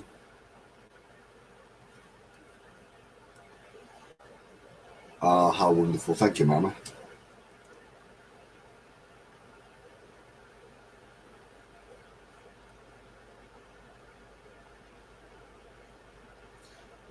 Now, those are superb. These are digging at marks, aren't they? Clean. Have you cleaned those up?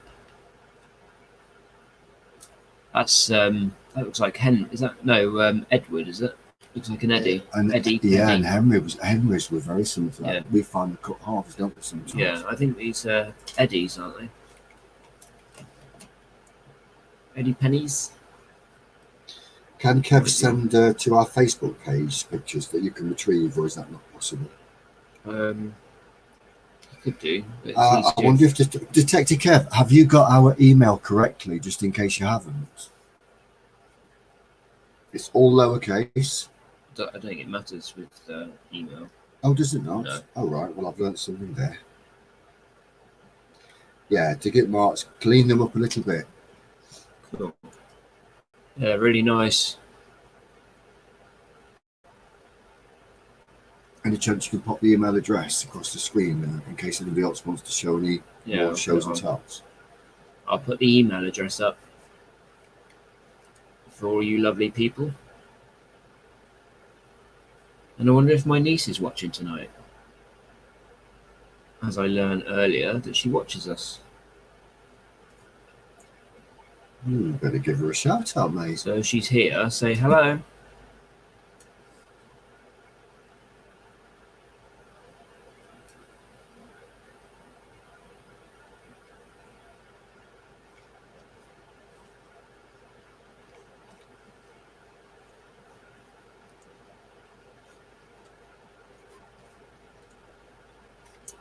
Oh, yeah. Oh, cross. no, they are that's a short cross. beautiful. Is it short cross and a long cross? Short cross, long cross. Yeah.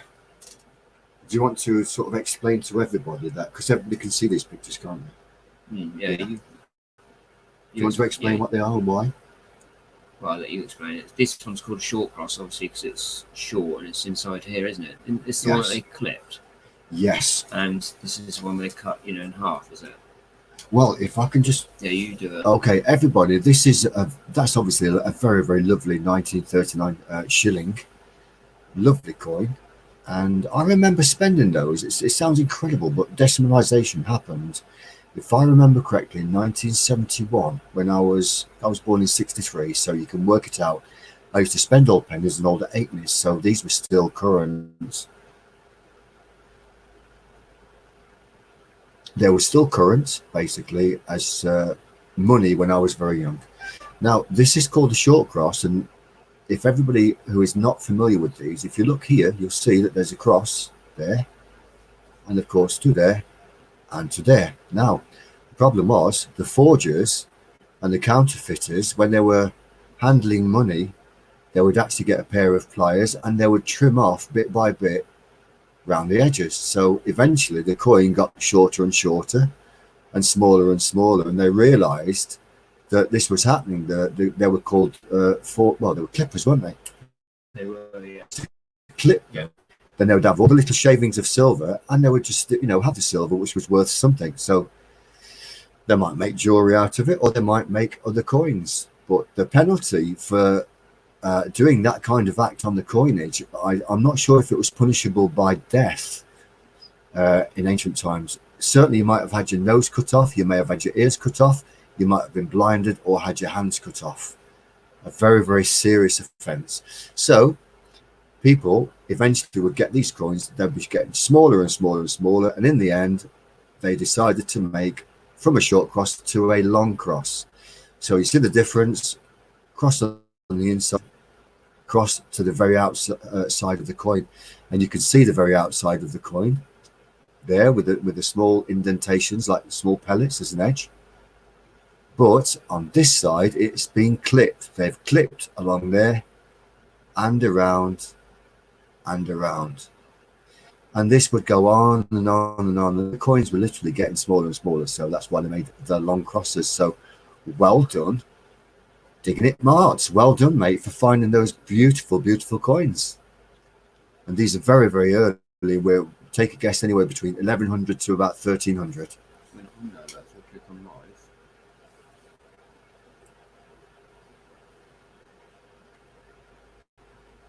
Did I do the tags? I'm not really sure. I better sort out. Do you want to carry on talking to him while I say? Yeah, it certainly can. Simon's just going to sort out a small technical glitch, shall we say? More channel. Yeah.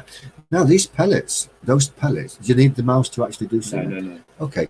These pellets, somebody who's very clever can educate me on these. These pellets mean something, but I'm not sure what. Perhaps somebody's very clever can actually say why they had the pellets on. I'm not sure if they had different amounts of pellets, for example, if they were minted in a different mint in a different city. I might be wrong there, I'm not sure. But either way, a beautiful lot of 3 coins. Absolutely awesome. Show let's take some more pictures. Yeah, that'd be cool.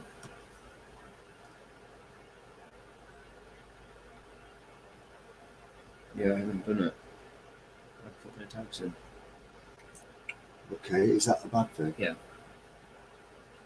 Okay. Because that means well, that we only get our, the regulars come in and no new people oh, well, that's a great shame. because they can't find us. Not to worry. Mustn't grumble. Mustn't grumble. Mustn't grumble. Mustn't grumble. This is the part where I get the frying pan. Bong! Just Right. kidding, folks. So, do you have anything else to do on the show and tell, or? Let's have a look. Somebody else has sent an email to Technica. Rob Spooner. Good evening, mate. How are you, Rob? Haha. We met Rob the other night in Annie's channel. And I actually dropped him a message today, so it's lovely that you've popped in, Rob. It's lovely to see you, mate. Smash it. Thank you very much. Thank you very much. So we're just doing a show and tell on different people's finds, like coins, and even pictures of puscats. They're incredible. Who belongs to those? Detector Kev. Well, they are nice. I'm just going to do this. They're very nice. Can I just put that down? Oh, yes, I've just done that, yeah. So, yeah, welcome, Rob. It was a fun quiz in Annie's, wasn't it? It always is, and we do have a laugh in there.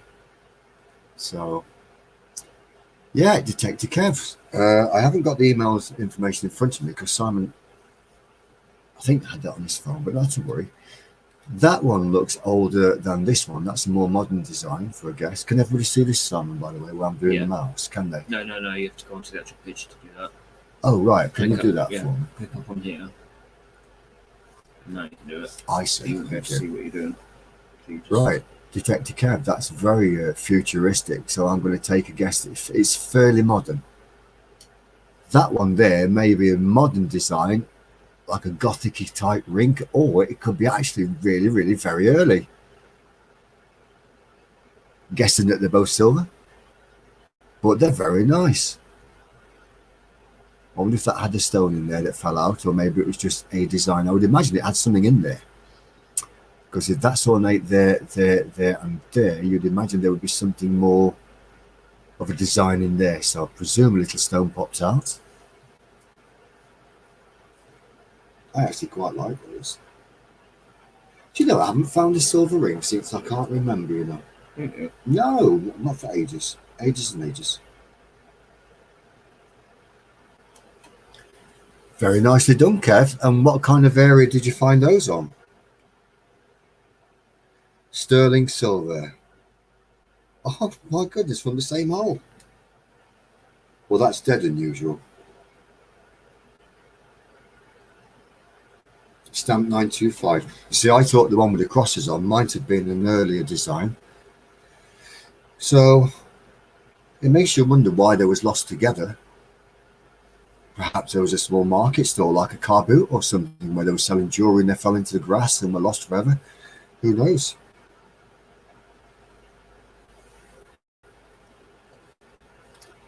So to get back, Simon, do I go there?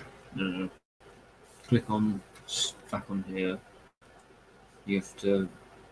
Oh, has he got some more pictures to show as well? I Yeah, don't. here, look. Oh, right, yeah, I did look there and I wasn't sure. Oh, wow, I know what that is. That's a lovely find.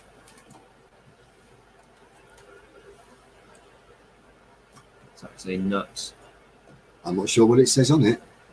It's something along the line, something to. It's well, I know what I know what it was used for, and I know roughly the time period. But I'm gonna let other people guess because some. Oh, there we are. They already know, and they know the proper name for it.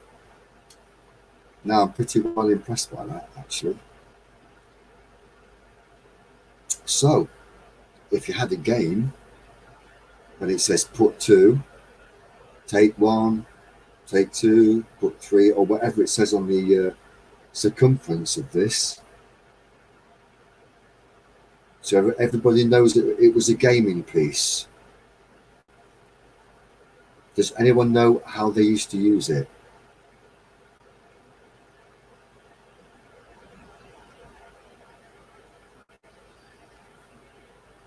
Somebody going to tell us? I'm sure that somebody knows.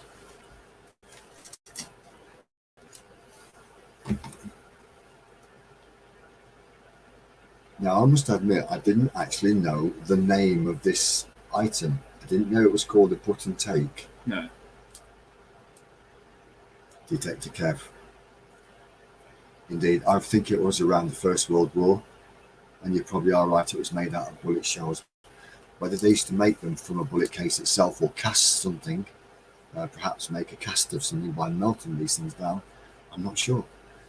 But yeah, you had to spin it, and it was a game. Gambling game. Mammoth detecting, well done. Yeah, it was a gambling game piece, and you spun it.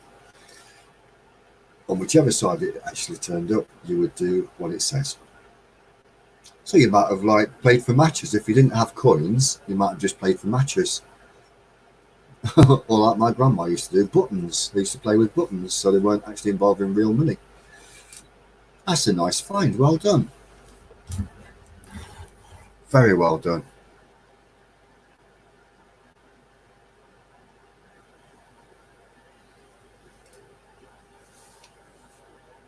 Do I click on there, Simon? Or back up there? Well, I wanted to check if there's another picture further along. On the inbox? No. Okay. So then we have to do is go back here, and then I think it's about around the First World War era, something like that. do that. So it's gone now, look. So it goes back to us. Well, you've just told me, but there's no way I'm going to remember. Okay. And we've got another one from... We've got one from Kevin. That's Detective that's Kev, and that's the ones that we've shown with the gambling piece. How cool is that? We've got 14 now. Yay, 14 people. That's wonderful. Thank you so much. 13. Oh, 13 then. Well, 13 is better than none.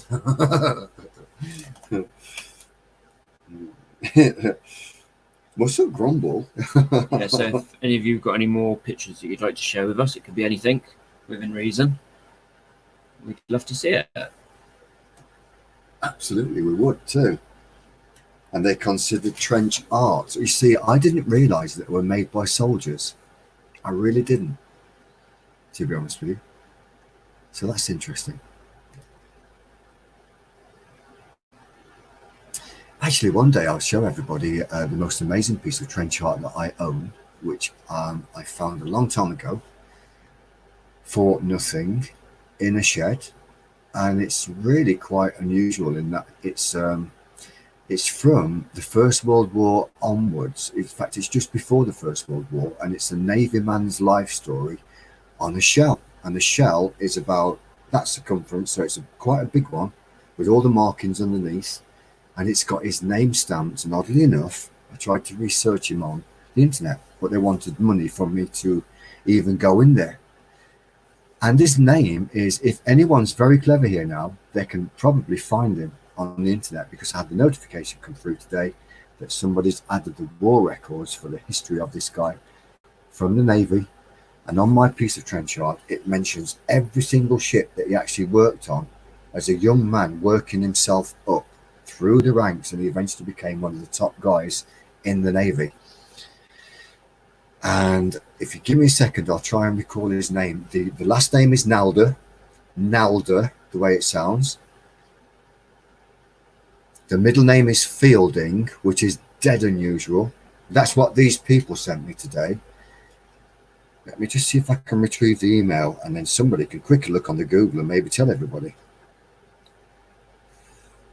Let me see if I can retrieve that.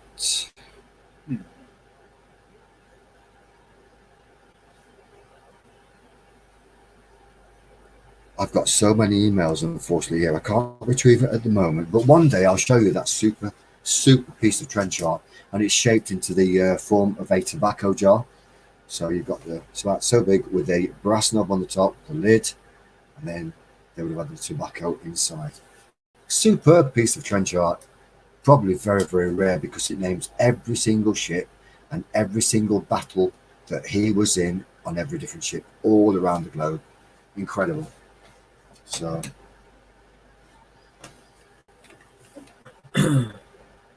okay, Detective Kev. All right then, mate. Well, we'll see you again. Hope everything's going well. Take care.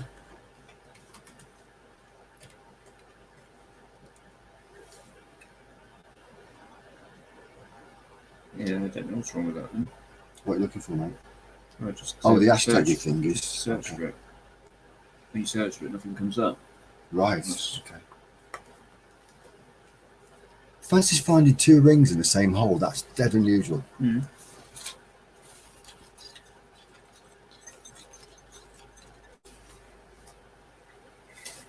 See, I went camping once, actually, at a festival, and I actually hid underneath my tent my credit cards and what spare cash I had. Right. In case they went into my tent and stole. Stole them. We can imagine somebody going to a festival, perhaps, and hiding things underneath the tent. Yeah. Maybe in a hole or something, and they just forgot to take them. That's what they used to do in the olden days, didn't they? They used to bury it in the middle of the tent. Yeah. Bury Well, the under. the fire on top of it. If it was a great big one, absolutely. People used to bury the stuff underneath the fire. And the old gypsies, the old Romany gypsies in England, used to do the same. They'd have a campfire, and they would actually bury their wealth underneath the campfire. And also, if, for example, they were naughty and actually went and pinched a sheep, which it used to happen without a doubt, they would actually bury the sheep underneath the fire, where no one would even think of looking. So, yeah, incredible. Bless. If only you could go back in time and look at all these things for real, you know. I know. Because we, in one of our videos, we found what we think was a gypsy pig, didn't we? Well, yeah. Got a signal in the middle of the field, and we actually went down. I went down and found a jar about so big, a Shipham's paste jar. So we knew videos, isn't it? It wasn't actually that old. And then, it's in one of our videos. Yeah. Playlist. Yeah. And it was like a lamp fitting that had actually given us the signal, but we excavated loads and loads of pottery. And if you want to check out that video, it's one of the earliest videos. And that's worth having a look at, actually. So, right, I'm going to leave you with Simon for a short while. And I'm going out for my cigarette that I promised myself ages ago. Thanks. Quite all right. With some grumble. And I think we should have a little moment for all those marvellous finds that people sent in. Are you ready? This is for all the people that sent those pictures, for us all to enjoy. 1, 2, 3, go.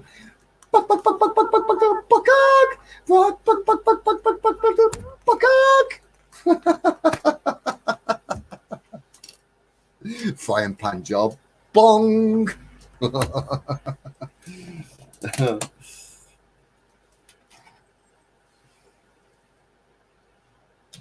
So anyway, what has everybody been up to then today? Oh, it still says it's midnight. Look, so the hour hasn't gone forward yet. I think it goes forward at 1 o'clock, doesn't it? Well, thank goodness for that, because at my age, I've got to get my beauty sleep. I can only preserve what's left. Hey, does that mean we gain an hour on our live stream? Haven't got a clue, do we? Don't know. Hey, Tinks is here.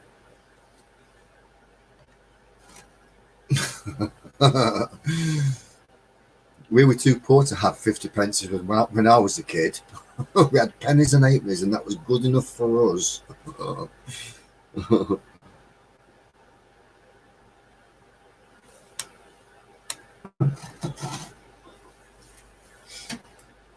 Right then, I'm going to leave you to chat with these lovely people. Hey, Tings, he said, mate, we know that you're kidding. We love you. Don't you worry about it. And anyway, you weren't kidding, you meant it. Yeah, you're welcome, Rob. How cool is that? Right, you can have a look at chinwag. I think it's either 1 or 2 p.m. it goes forward. I'm not too sure. So what should we talk about then, guys?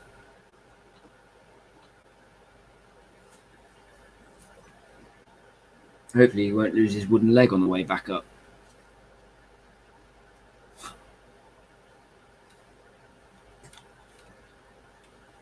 Remember, if anybody else has got any more emails that they want to send in, that'd be cool.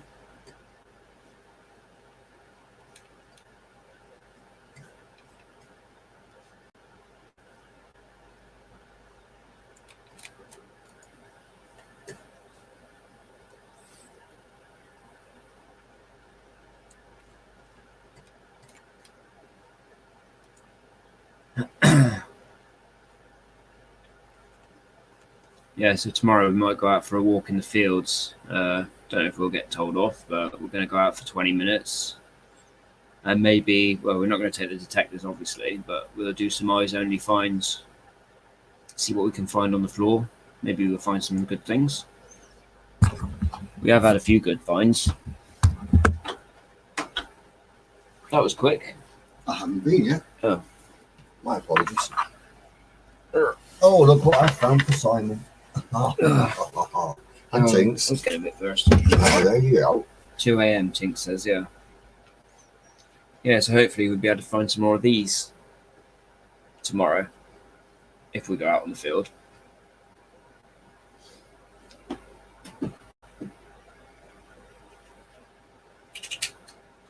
Right, I'm going outside. Yeah. I was thinking about it actually. I'm not going to be able to go and collect my things from the museum, am I? With all this going on. Long time. Oh well. See you in a bit. Yeah. See you in a bit.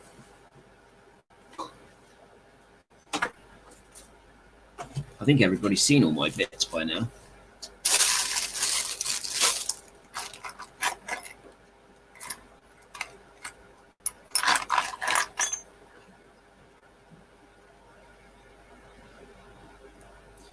Critical Bell.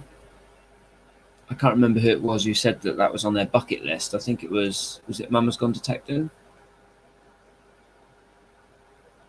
There's only half of one though. I've actually got another one of those somewhere as well. I'm not sure where. What else do I have in here? Toothbrush.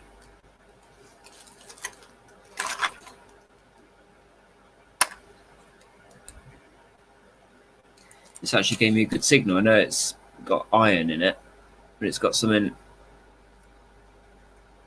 in it there as well. Don't know what that is. Looks like an ear. Looks like an ear.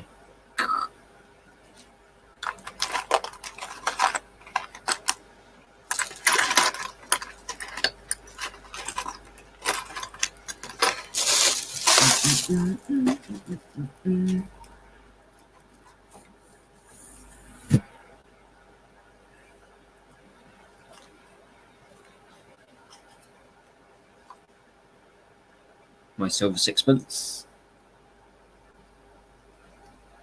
This was an eyes only find, this one. I was going along with my metal detector and I saw it just poking out of the soil like that. I wasn't sure whether it was a coin or not. I just thought it was a stone, a flat stone. And I went over it with a metal detector and it went beep, beep, beep, beep, beep. And I thought, yay! To be honest with you, I was a bit gutted when I saw that it was a sixpence. I was a bit gutted because I wanted it to be something, something like a hammered coin or something. But when I saw the date, I was a lot happier. This one is a 1872. I've also got an 1864 gold half sovereign.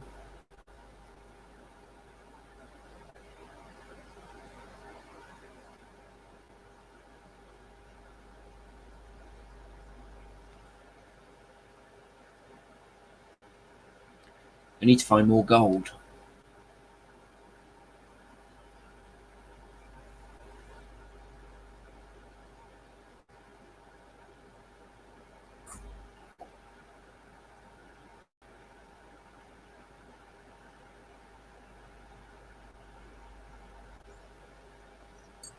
Hello, Mama.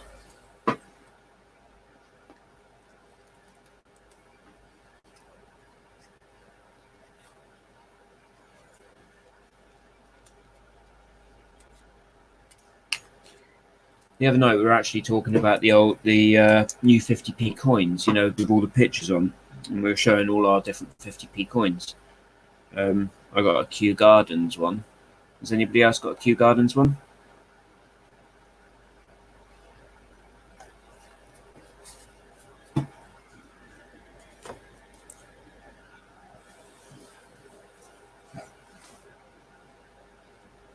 Arthur Crown.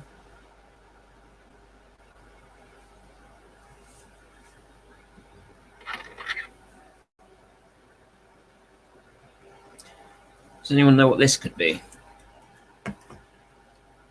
I think it's been broken off by the plough. It's half a coin. I think it's upside down. Hang on.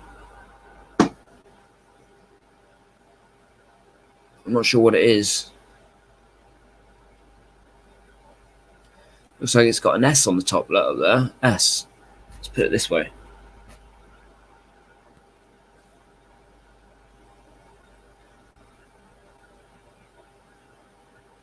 I think it must be some sort of a token or something. You can actually see it quite clear there.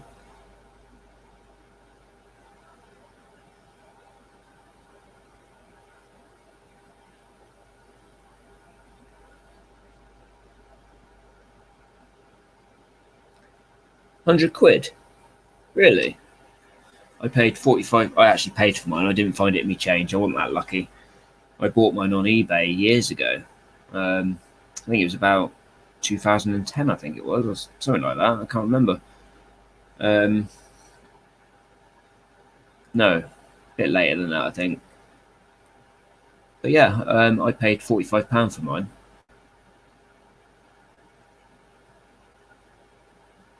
Hey, Adrian's still listening in. Hurry up. What you doing?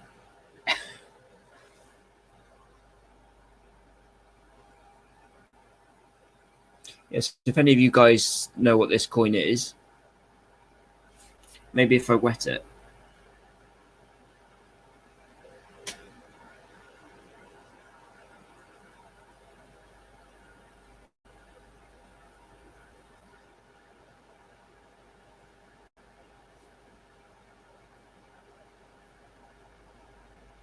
I might just bring some details out if it's wet.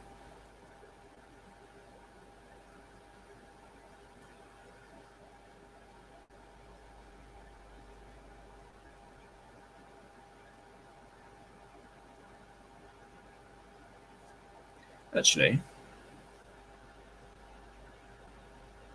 looks like initials. Some initials on there or something.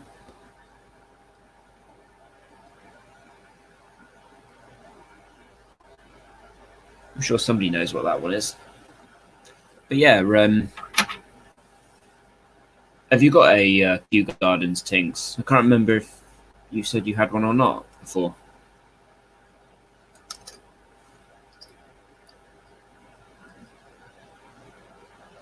Lovely little bit of Victorian silver.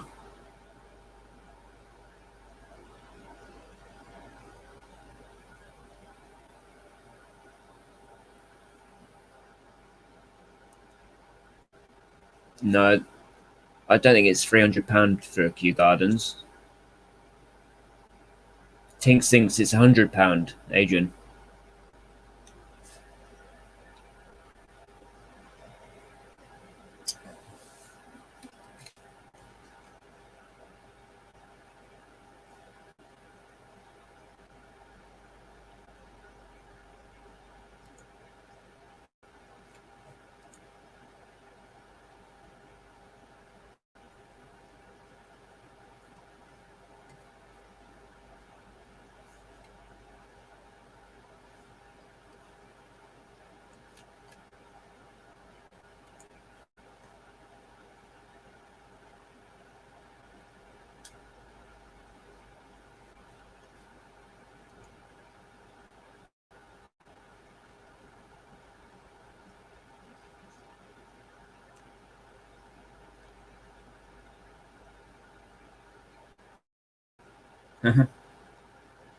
Thank you, Metal Detecting Underwater. I think it's just a Victorian brooch.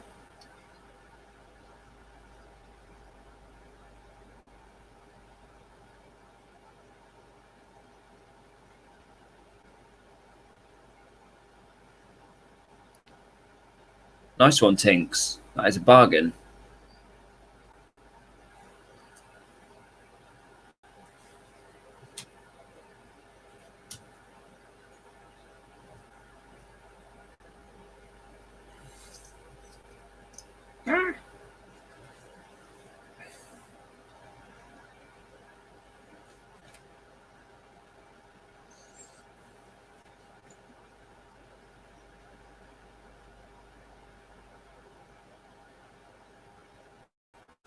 Mustn't grumble.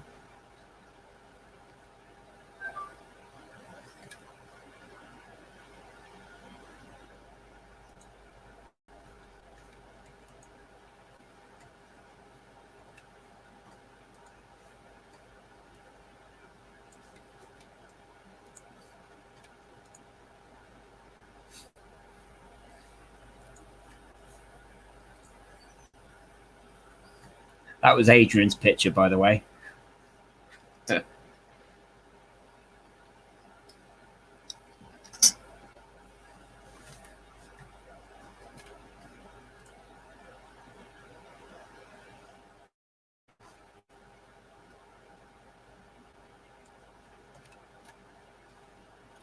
Is there any more pictures coming in?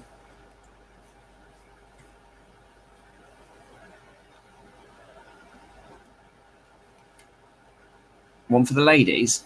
Okay, hang on. I'm only joking.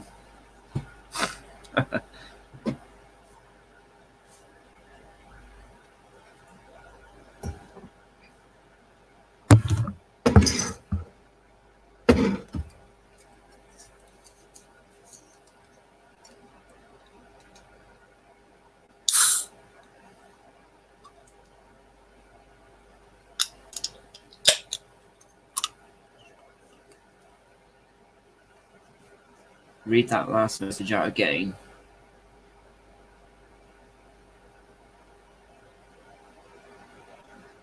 What, when you bought the Kew Gardens for £25 in Norfolk?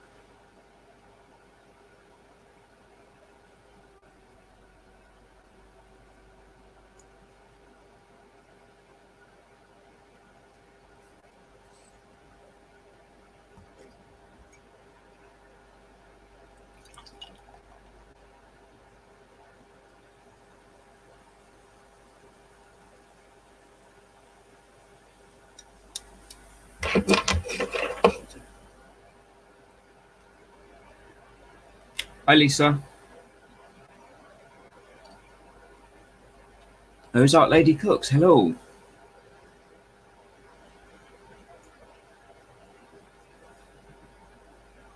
Adrian will be back in a minute.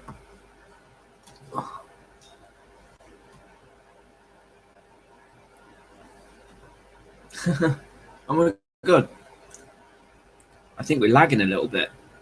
That was ages ago that I mentioned about the field.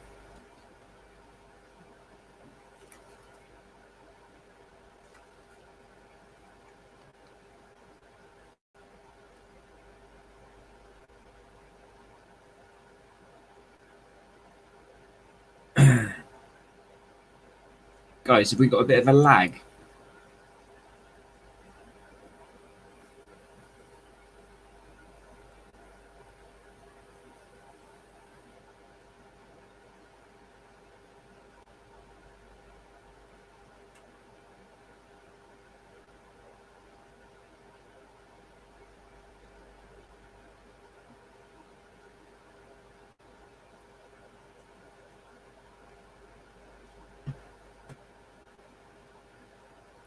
How are you doing there? Are you okay?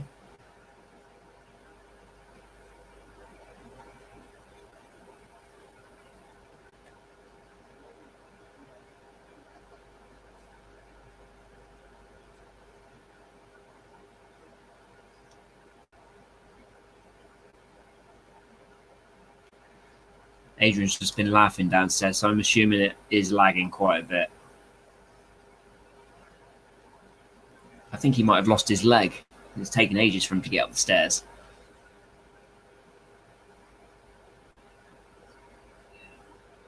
That's good.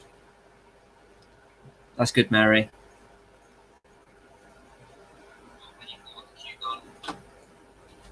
That's lagging loads.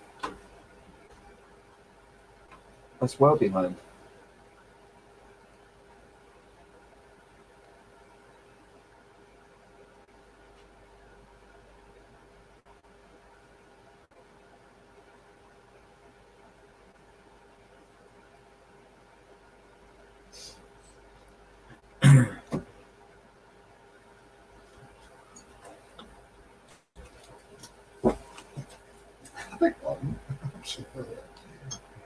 Yeah, it's lagging quite far, isn't it? Is it? Hmm. Well, I don't really know. Have you heard me say about your leg? Yeah. No. Are you not on that? What, you told him I'm going to screw my wooden leg back on? No, I said he's probably trying to find his leg. It's probably fell off, I expect. That's why he's taking so long. Oh, well, I had to pop some oil on it. It's a bit dry. Use WD-40. I'll put a bit of butter on it if I need to. Hello, Ozark Lady Cooks. We've missed you. Lisa B, Creative World. Hello, Lisa Bees. Oh, Lisa Bees. They're all Bless you creative. and thank you so much for coming in. And we met Lisa B's Creative World in, it was either Cal's Crafts or it was Rosie Poses. It's one or the other. So how wonderful, Lisa B, to see you. And Lisa B has the lovely little crafting channel. So, you know, you can check her out and give a little bit of support because she's a super lady. Ozark Lady Cooks. Sweetheart, I've missed you more than what you'd ever know. Oh. I was saying earlier, wasn't I? Mm. We were talking. We do talk about all you lovely people, you know. We really, truly do. We do. I just thought I'd show everybody this. Do you know what it is? Yeah, you've already told me, but let's see what the people... Okay, that's a good plan. Hold that.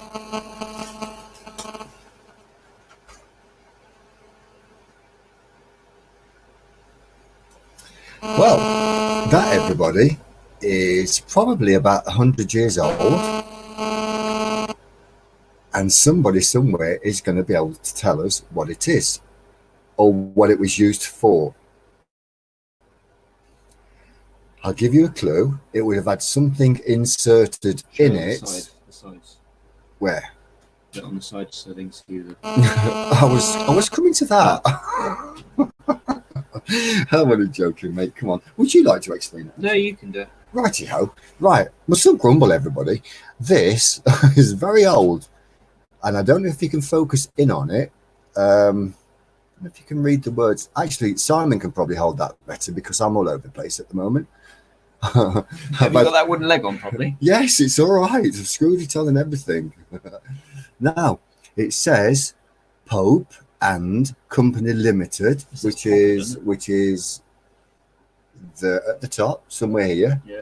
Yes, Pope and Co Limited there.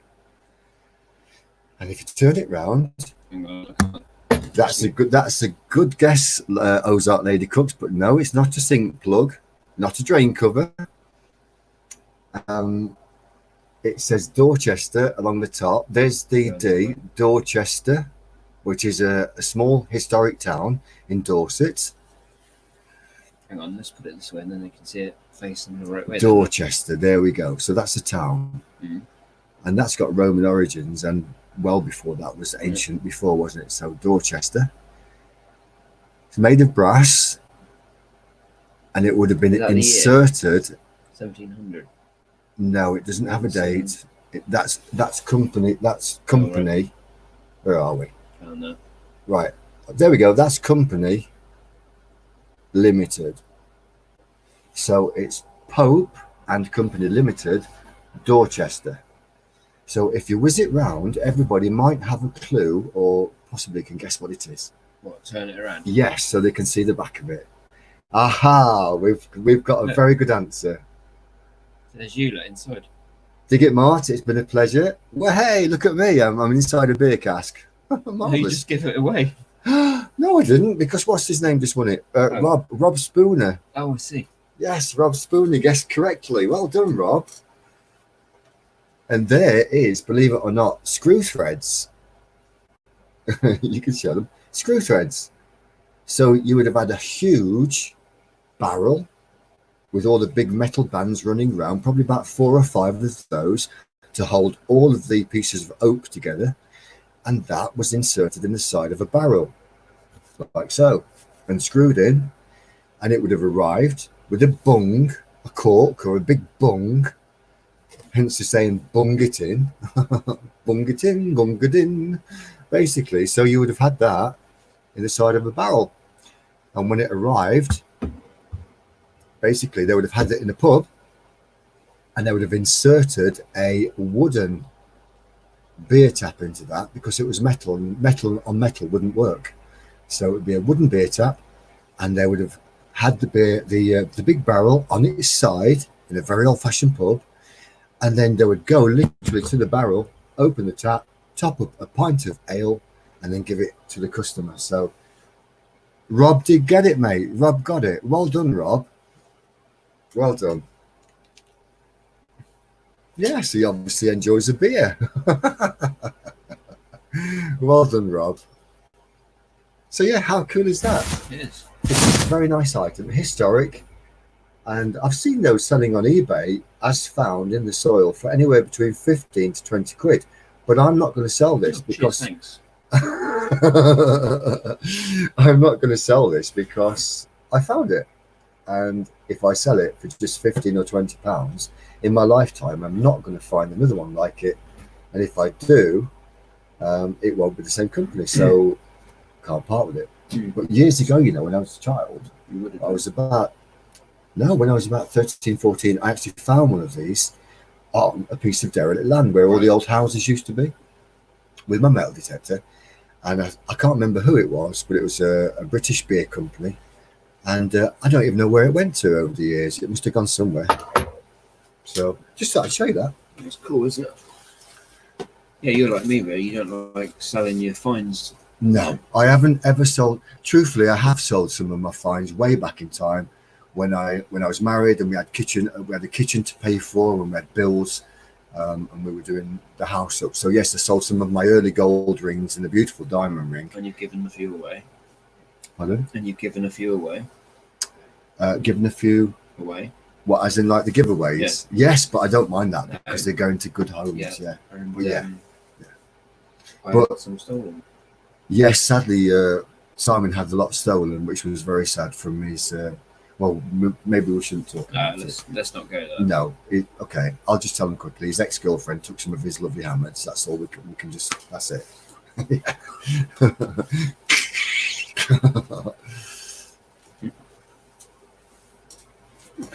Potato Hey, flea. Ohio Rivers History's made it back.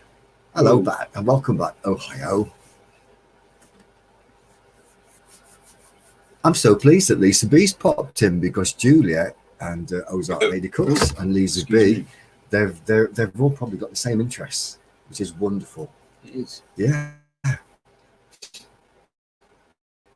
It's checking your hands out. Absolutely. That's what it's all about. Ooh, we got an email. Oh, Cool. It's gone now. Mick's gone. Oh, Mick's gone, is he? Yeah, he said that he had to go. Well, righty-ho. Well, we can either save the pictures. Oh, it's toast. Oh, God, that's a bit Sweet. scary. Yeah. I thought it was I wonder actually if a beer glass full Yeah, of. let's just show it to everyone. Well, I thought it was some kind of glass full of like whiskey and ice. I think that's it's what just he's having random for his pictures. tea. Yeah, No, well, he said it it's was like- random. Looks like a hand. Oh, so it does. That's a bit scary. I actually fancy eating some of them now. I'm really hungry now. That does look like. Can you whiz the thing to there, the mousey, Yeah, and show they the- can't see yet. show- Oh well, better get them up Yeah, hold on. so everyone We'll can share it see. with you all.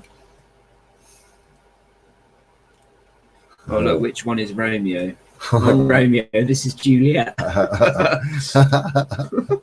Actually, no. We are two young and free and single Romeos. We are chasing Juliets, young single ladies. But I mean, for me personally, I can't keep up. They seem to get away. They just dash. So, how about you? Yeah. I'm sure they'll come along one day. That's quite interesting. So, Do you think this is Roman? I don't know. Can everybody see that? Yeah. It's a hand. Yeah, it's a Roman hand, guys. A fish hand. Well, It there's does look like a fish. there's This a is, finger. this is from Mick the Jip. Is it Mick the Jip? Yes. Yeah, Mick the Jip sent this in. Random photo, random pictures. Well, I thought the cheese on toast looked like a glass with whiskey in it with ice cubes. Well, I That was thought my I thought initial. it looked like a face, but we'll show the guys in a minute. It does look like a Ladies face. and gentlemen. Simon, how much would your gold half sovereign be worth? I've got no idea. Well, Tinks, if you want to buy it, it's 20 grand. Yes, please. Ozark Lady Cooks is thinking about a sing along. Wow. We haven't had one of those for a while. Yeah, we've not sung, have we? No, what shall we do? I don't know yet. Let's just show the other picture first. Let's zoom in a bit. Okay, this is Mick's funny toast picture. What do you think it looks like? I think that looks like a nose. And that's the mouth, chin, Yeah. mouth, nose, and an eye here. hmm Maybe the hair? Well, it just looks like me early in the mornings. Or is it just random? It's very random, but I can see a face. I think the brain, the human brain, is programmed to pick out faces in things. I've read that somewhere. hmm Do you know what a corvid is? A bird, a member of the corvid family. Do you know? No, I didn't know that. Okay, well, can everybody see me now? Yeah. Oh, that's nice. Over on the left, a small picture. Oh, I can see myself up there. Yes, very nice. Corvids are crows, ravens, rooks, and probably one or two that I've forgotten. They have the most incredible memory, and they actually can warn each other because they know a friendly face from one that's not friendly. And they've done studies on this, Simon. Yeah. Where people have gone under the trees, where the crows are especially, and one's walked through with the mask on and not very nice looking face, and the person's gone like rah and scared them all away. And then they've had the same person walk through with a nice face who's given them bread. And apparently the crows have memories whereby they can alert all the other crows when danger comes just by facial recognition, because they did the study on this. Right. And it's incredible. I've seen it on YouTube how clever crows are. incredibly so. And they have memories. So the scary masked person that scared them all off in the first place, if he walks through without making all that horrible noise and racket, the crows remember his face and make a mad alarm call that alerts all of them to the danger, because he was danger just once. And likewise, if the friendly face goes through and gives them bread, they do a different call to say, hey lads, lunch is coming. It's clever, isn't it? Seriously. Very clever birds. I don't know where that conversation came from, but it was very important to me, Juliet, and I hope you enjoyed it. Juliet says we live so far apart. Is that us and Juliet, or is someone else? All of us. But we can have a long distance relationship. Absolutely. Juliet and Ozark Lady Cooks have become such good friends. And Lisa B, do check out each other's channels. I mean, Juliet doesn't have any content as yet, but I'm hoping that Juliet one day, when she isn't so busy, because Juliet works very hard in a veterinary practice and very long hours, but one day if Juliet made a few small clips of, I don't know, cats and dogs and everything, you'd have a super channel, Juliet. That's just something that I wanted to tell you before that I didn't mention. So yeah, it's lovely. It's lovely. And Lisa B can make lovely friends with nice. Our two other lovely ladies, and Cal Crafts and the Yorkshire Digger, because not the Yorkshire Digger, forgive me, the Yorkshire Crafter. She's a nice lady too. So Rob Spooner, that's what made me wonder what face I was making when the crow decided to dive on me. Well, yeah, I wonder what kind of face you were making.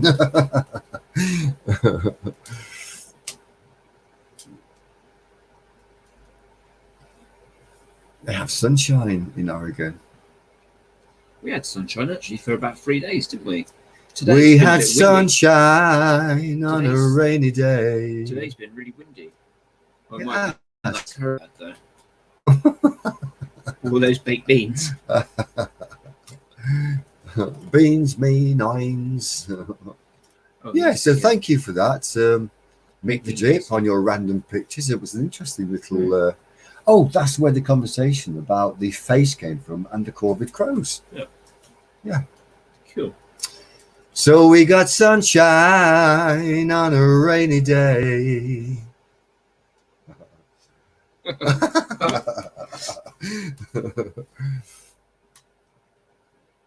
Oh, that's lovely. And have you got daffodils over there, Ozark Lady? I'm sure you have. Got daffodils, Juliet and Lisa B? I'm sure you have. Hopefully. They're out here so early, aren't they? Because the winter's been so mild. We've got, no word of lie, everybody. We've got plum trees which are in bloom 3 weeks ago. That's not known. Not in my lifetime. Me and my neighbour Julie. My neighbour Julie is fantastic, by the way, and she's also featured in a couple of our videos. You don't see her, but she does some metal detecting filming for me, and she's the one that collects all the tin cans for a charity. So if you watch the River Walk and you've got the patience to go all the way through it, it was quite a fun time. It took 3 afternoons to film that, and it took Simon hours to edit, hours. And unfortunately, in this mad, crazy, fast world, not everybody's got the patience to watch it through to the end. I nearly got washed away in a flood. Actually, that's an exaggeration. But if I'd have fell in the water, I would have gone down the river because I got waders on. Remember? Yeah. If they'd filled with water, I would have been like down the river and never to be seen again. And you picked something up, which you didn't know what it was. Oh, God, yes. I found a rat's intestine, thinking it was string. And then I found a dead rat further up on some reeds. And I thought, oh, well, that's where the intestine belongs to. So I left it with the dead rat. I did feel sorry for it. In case he came back for it. So, yeah, the river walks. And nobody's commented on my mad recycling dance at the end of the video where I bumped my head butted a branch for everybody, and I was bleeding, because I was looking for coins in the mud because the river was all swollen up and I couldn't get in the river, and I head butted a branch. Yeah, so it'd be worth watching just for that, really. It would. And the thumbs up would be grand because it was like massive sacrifice. Head butted a branch just to make a video looking for bits of pottery and coins in the mud.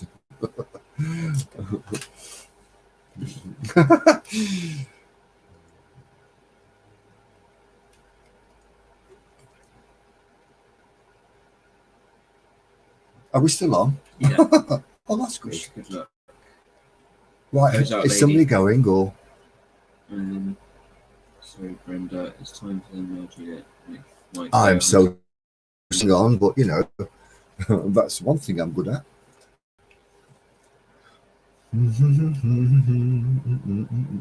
Oh, they're having storms in Iowa. Juliet says, Juliet says everyone seems to be having sunshine here in Oregon. What's that reminds me? Not very good weather, I suppose. That must Is mean that it's snow? pants. Yeah. Yes, Juliet's having pants weather, you know. Yes, pants weather. And there's nothing more upsetting if you're having a pants day, which means you're not having a good day here in England, and then you go out and your neighbour that you don't get on with has got a washing line full of pants. It just makes it worse, especially if they're not washed properly. Come on, give me a laugh, will you?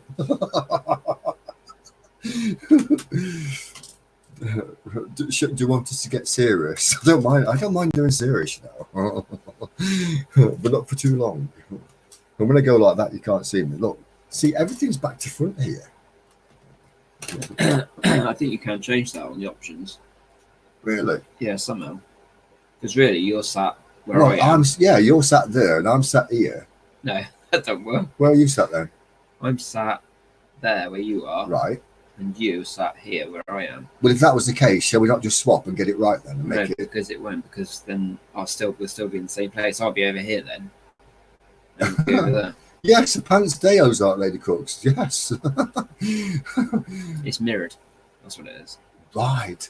Well, shall we just swap over anyway for fun? No, I'm comfortable now. Are you? Okay. Yeah. Don't swap. It doesn't So want to can't swap find it. warm sea. It's outside in the freezing cold. Well, we hope you guys are having fun. And Still show me now. I still can't find it. Really? No, typed in that. Well, that's a bit rude, isn't Yeah, it? so we're not going to get anyone new in. Only people I'm that are- quite happy with our regular friends. It's most wonderful and much appreciated. Yeah.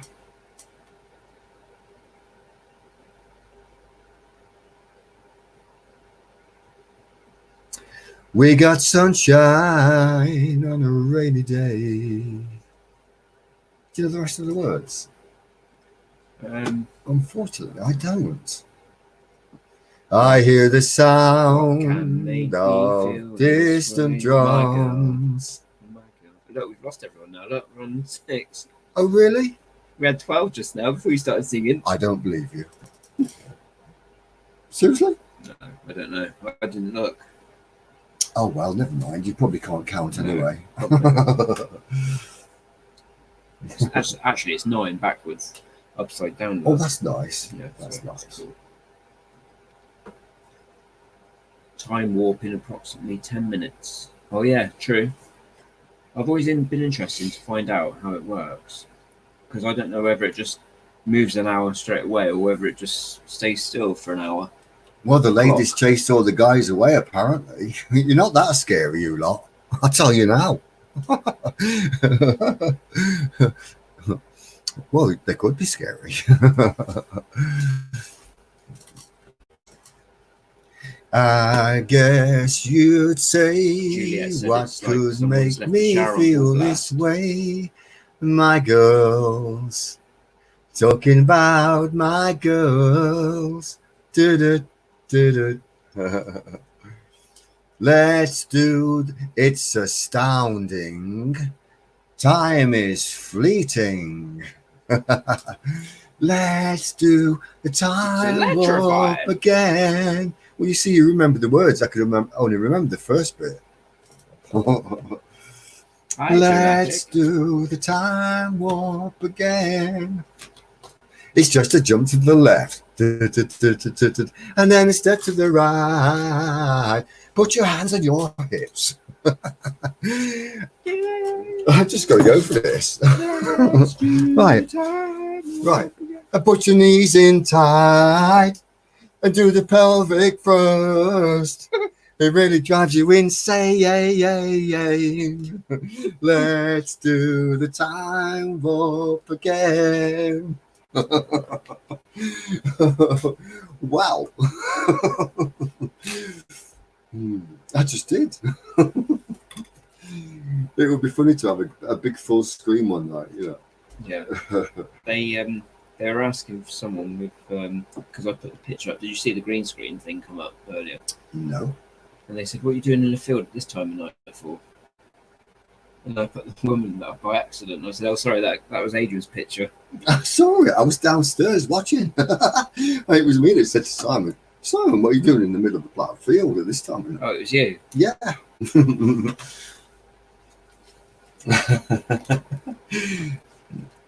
Oops, excuse me. Beg pardon. Did you just get shivers? I did, yeah. The light's still on. The window's still open. Mustn't rumble.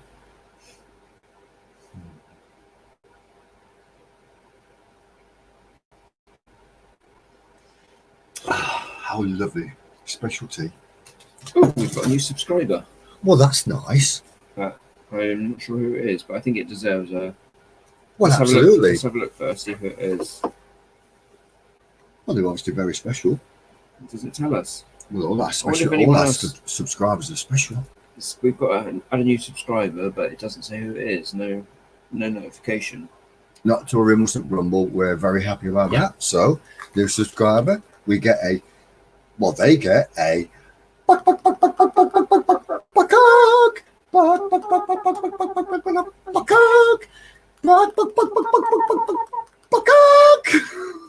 can't go any higher. They actually get on really. These two little chickens, they sleep together in the nest, and then they fight and argue over who's laid the egg. Yeah. See, I mean, really.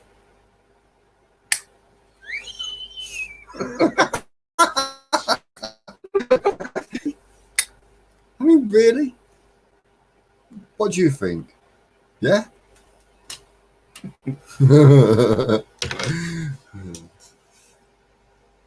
Metal Detecting Land and Water is back, and I like page 3. Well, I liked all the pages, but just the pictures.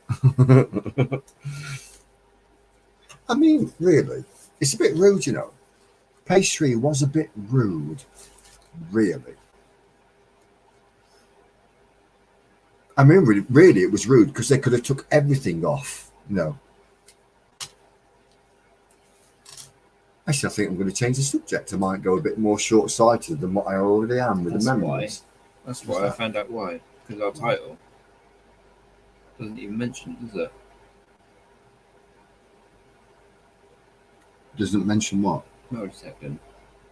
Oh, is that what it is? Well, we're going Alright. to pop it on. Can you pop it on now, or is it too late?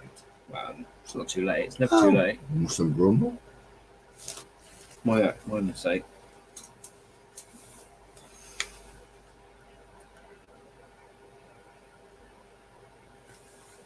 My mistake.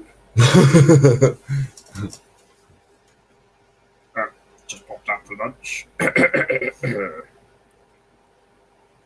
everyone know who Mr. Bean is? You better tell them. You better show them.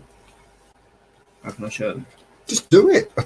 Do Mr. Bean. I'm sure they've heard of Mr. Bean. We'll He's do it great, anyway. isn't he? Yeah, but seriously, get in the screen full on and just do it.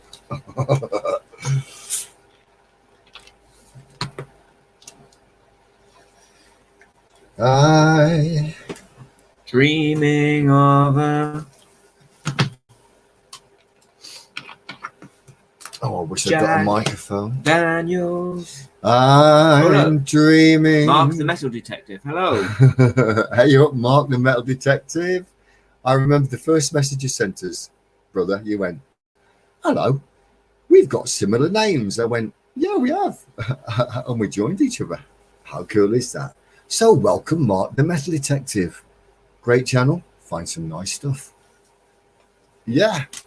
Look at the welcome you're getting, Mark. From all the lovely ladies.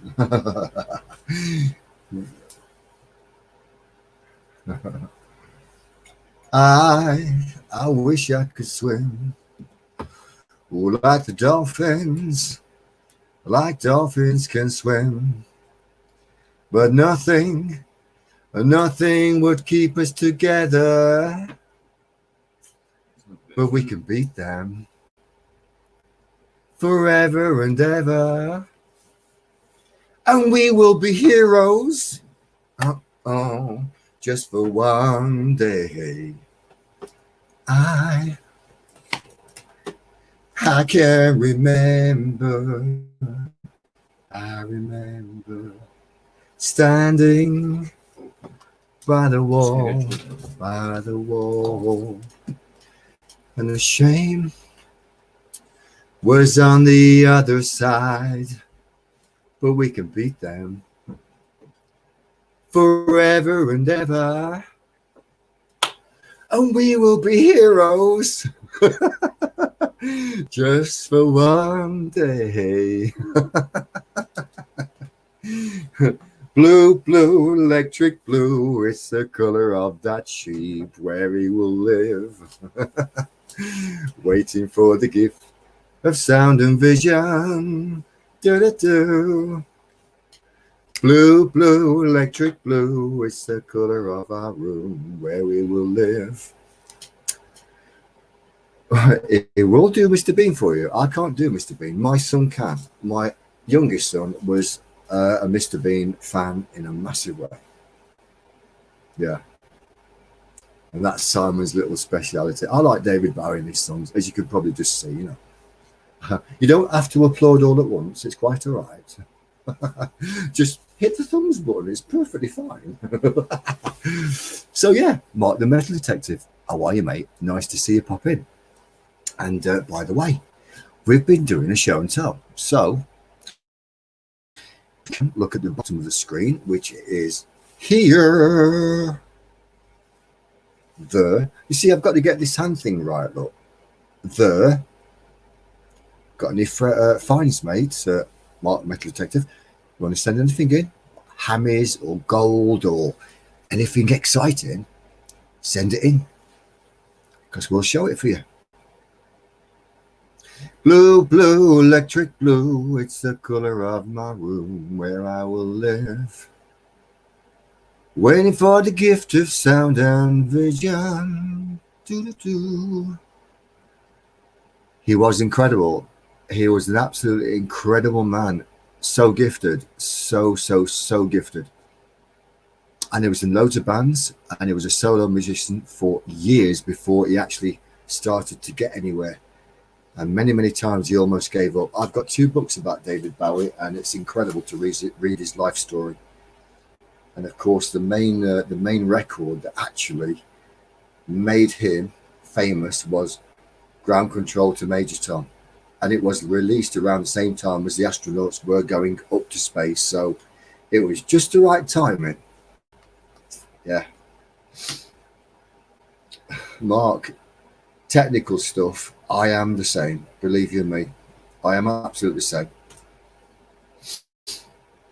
But yeah, do your best, mate. Just get some pictures took and pop them in an email, and we'll do a show and tell for you.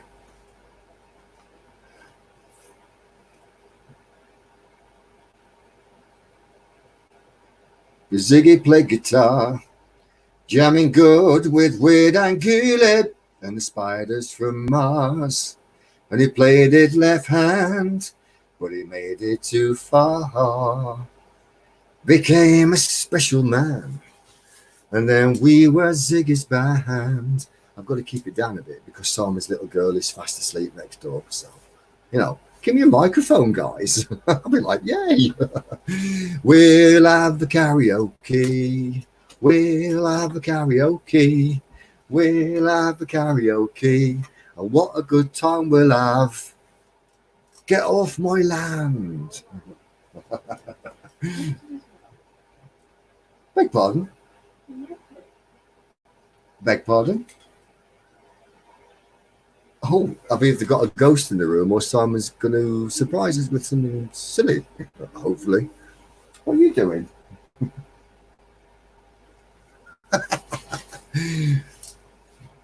Now, either they've all fainted because they were singing, all ran away, or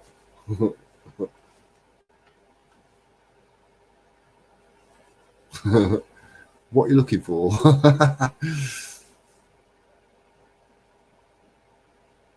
Oh, they're looking for an autograph book. I can do autographs. It's quite all right. Thank you very much. Hey, Simon, can you get that thing of me doing the thing on stage? Yeah, a bit. Okay. Are you going to show them something cool?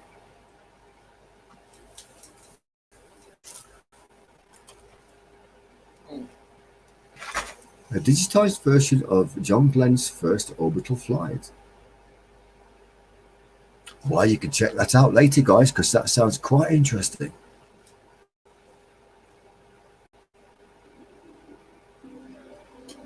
People singing there. That was scary to me. Yeah, let's sing. What am I singing? No. Oh. It's the lyrics. What kind of music is it? What we're looking for?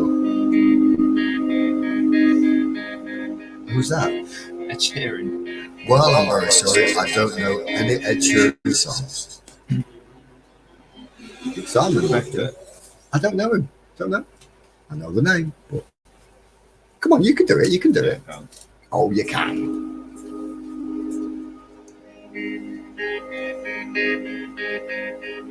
I can't. Yeah, you can. Come on.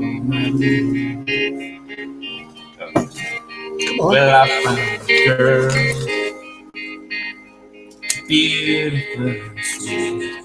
Can you get your head in the picture they want to see you? You were that someone waiting for me.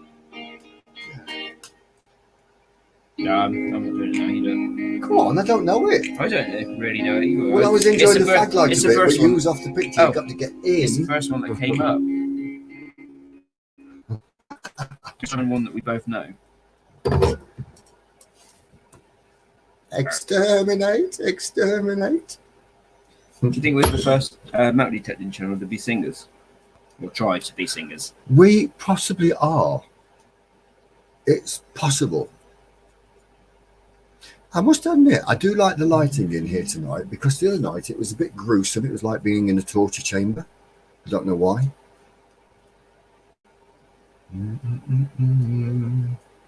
Think of a song and then I'll type it in. Oh, cool. Mark sent us a picture. Cool, should we have a look? Yeah. Battery is low. Oh, battery is low. I don't know that song. Battery is low. Have you got any more? Do you know that one?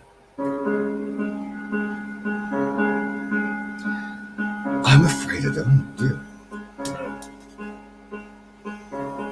Somebody said you're free.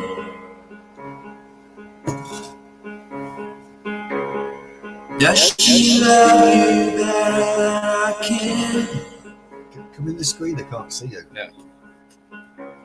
No, I'm not doing You've it got to there. get in the screen.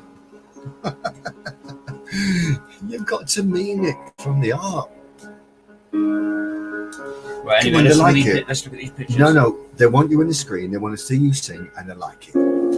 Thumbs up for Simon to sing.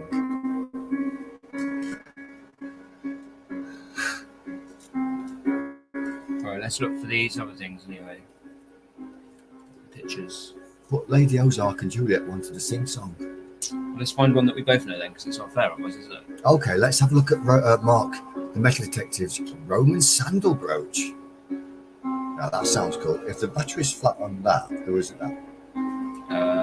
The speaker. That's cool. It's cool, isn't it? Battery is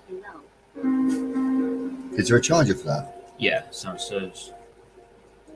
Well, I'll tell you what. We'll show Mark the Metal Detective's Roman sandal brooch because that's awesome, and it's got enamel in it. You know, That's awesome, that is. it's got enamel in that.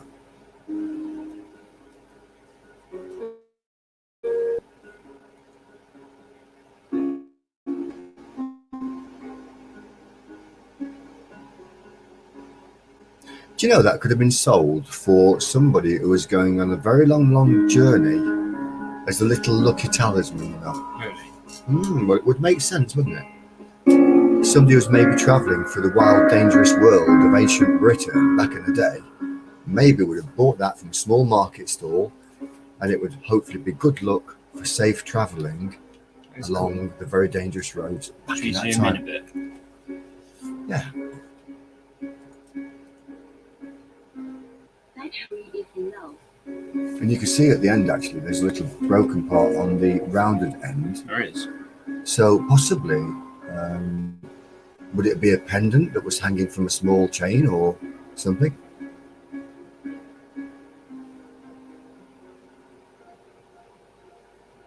It is, isn't it? A lovely old find, 2,000 years old. And Mark, the metal detective, has dug it up. Well done, Lovely mate. picture. Well done. Again, a find in a lifetime. It's not something you find every day. I've had about 3 Roman brooches, 2 really nice whole ones, and then one that was in half. Without your smile, another day just passes by. But I know Battery is low. Can we put it on a bigger screen?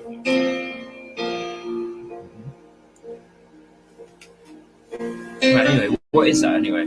It's a Roman sandal brooch or a slipper brooch, and I was wondering if there was any more pictures that Mark had sent. But if you're going to sing, you've got to It's get your gone flat. face It's gone flat. right in the what's it. It's gone flat. Well, you better get the charger. I don't know where it is. It's in Rosebud's room somewhere. Oh, you can find it, I'm sure. Gotta have a sing song. What's the grumble? Actually, that'll fit your that's the same as your phone charger, isn't it? Have you got it up there? Yeah. Mama's gone detecting say, does it have a hallmark in the middle? Well, the answer to I that zoomed in on that. is probably not, because Actually, we better not sing because we get copyright strike. really? I think so. Oh, I don't think so. I'm a little sing song, you know. Look at that. This has been painted then, hasn't it? It's enamelled. Enamelled. It's apparently a Roman sandal brooch, and Mark, Metal Detective, found it, and it's lost its middle section of enamelling. Yeah. So you're looking about 2,000 years old. Amazing. Incredible, actually.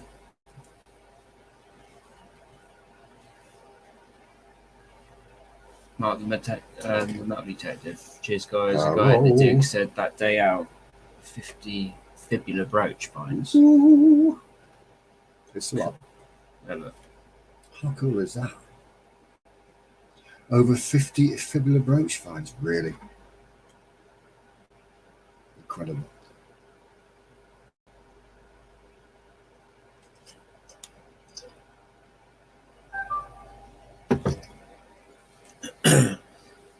Well, I don't know if it would have had enamel all the way through. Mama says it might have letters in it, but Mark, can you elaborate more and tell everybody what it's, you know, do you think enamel's missing, or would it have had letters? Or my feeling is it's lost the enamel in the centre, probably due to frost damage, moisture getting in, frost damage, lifting the enamel off over the centuries. True. Do you think so? Yeah. This actually looks like a yellowy colour, doesn't it? Would that been gold gilt? Butcher Sweet Lips. It's not working. No, because it needs to charge for a while first. Oh, To work right, yeah. on for a while. So you have to turn it off then so it can catch up. No, it's charging. The red light's on. It should go green when it's charged. Oh, right, yeah. Very nice. Is there anything else from Mark? Is there another picture there? No, that's all there is. Well, again, once in a lifetime find. And I haven't ever found an artifact with enamelling on at all.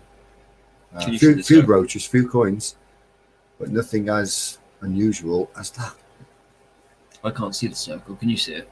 No. Yes, I can actually. I can see what Mum was talking about. I can, Yeah. sure of it. But I feel it would have had the enamel running right from the pointed end right through to the heel end. Right. To be honest with you, and as I said, I think it's been damaged by frost over the years, and the enamel has popped off. Yeah. It's in good nick. Super 2,000 fine. years old. Super fine.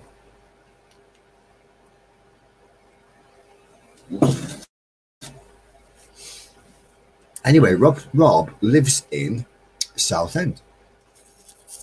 And do you have any kind of collections, Rob? Because looking at the chat earlier, you seem to have a bit of knowledge on old stuff, which is quite interesting. So if you have any collections or pictures of old stuff, please send them in. And again, Mark, if you have any more, send them in, bro. Any pictures of any gold finds you have, everybody would love to see them. Anything.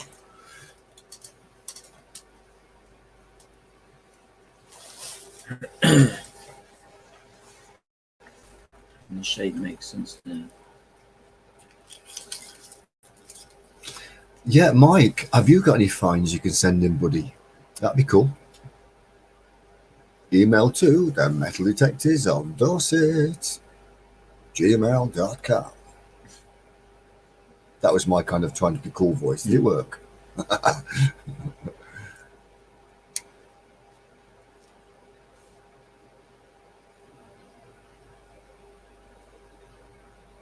I'm having a karaoke by myself in my head, I am. I really am. I'm doing like 1950s stuff at the minute. Oh, yeah. Yeah. Well, I think I am. And Rob puts little bits of musical things together because I was having a nosy at Rob's channel today. And yeah, he's got little bits of musical things going on. Quite interesting.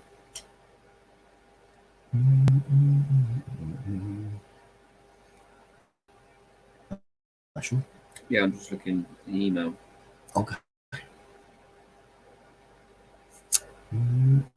Where's Mr. Tinks? Mr. Tinks must have snuck off to have a quick Jack Daniels on Inquirer. Apparently he's come to the shop. I know he can't, can he? Because we're on. My goodness. So we are.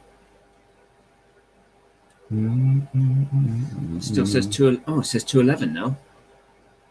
Don't tell them to do what time it is. They'll all be horrified and go to bed. Instead of 1:11. So it has jumped an hour. Oh, it's just good. Never mind. Never mind, something.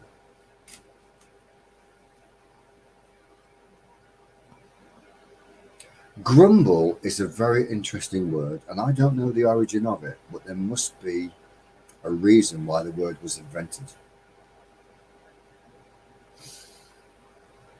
Right, I have a question for everybody, and whoever gets this right, I am going to give you a coin of some kind. And if you don't like the coin I'm going to give you, you can donate it or give it to somebody else in the chat room that you really like and would like them to have, okay? I've got to find one first. Now, my question is,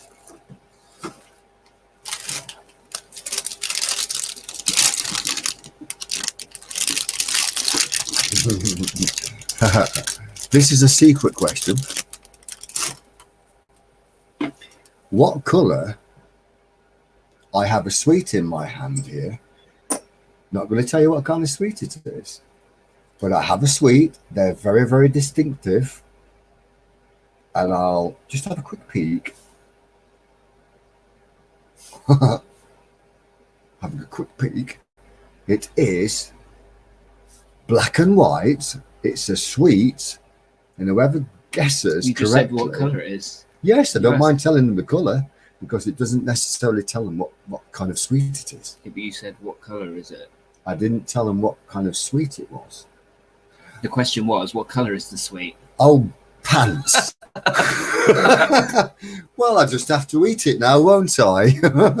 It was a licorice all sorts, so none of you got it. But I did. Right then. You have to think of something else now. Well, yes. Let me think for a moment.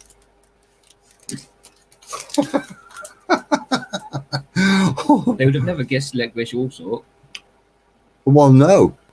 But knowing me, I probably would have said, now, can you guess what kind of sweet is in this bag? But I'm not going to tell you what it is, and they would have seen it all anyway. Would you like one? No, I'm fine, thank you. Okay. Yeah.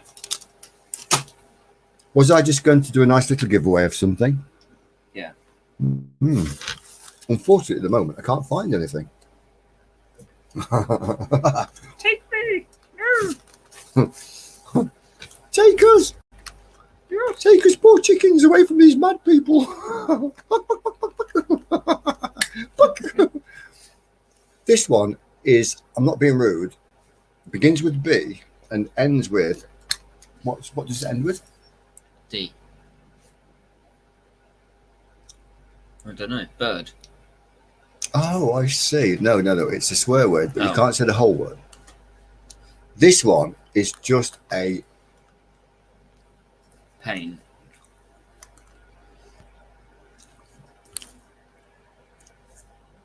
help me out here. I'd love to find a Saxon find actually. Oh, we're getting back to sensibility. Okay, that chicken is nasty to this one. This one's really nice. This one, listen to it, it's just an absolute nightmare. Look, right in the eye. Yeah, but they do actually get on quite nicely, really. Right then, what we're doing now that's sensible. Yeah, Mama's got. Yeah, thank you, Mama. Thank you so much. Have you got an itch? No, she was saying what Yeah, I know. that one is. Yeah. Oh, here we go. No, it's the same one we just looked at, actually. There we don't go.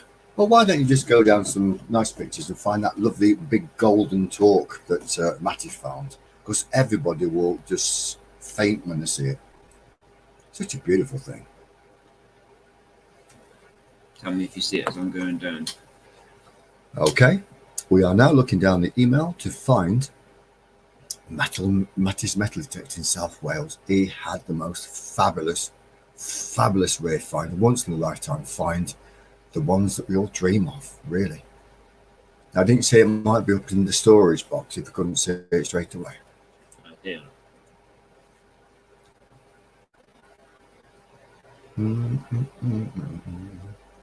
Wow. Mustn't grumble. Go down, mate.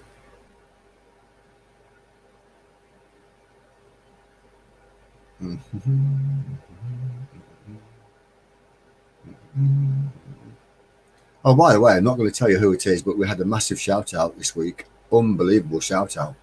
Yeah. From a lady who's got loads and loads and loads of followers. And we had a special little slot. Wonderful, wonderful.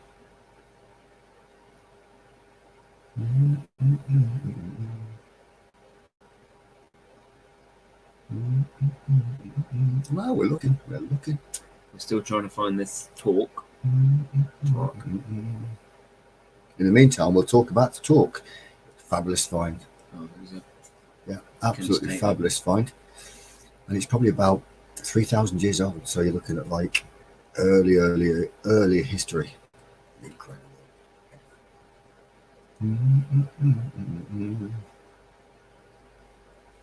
Can't find it.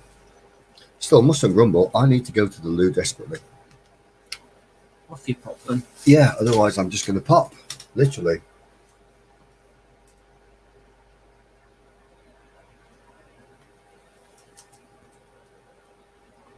Who is it who found this one?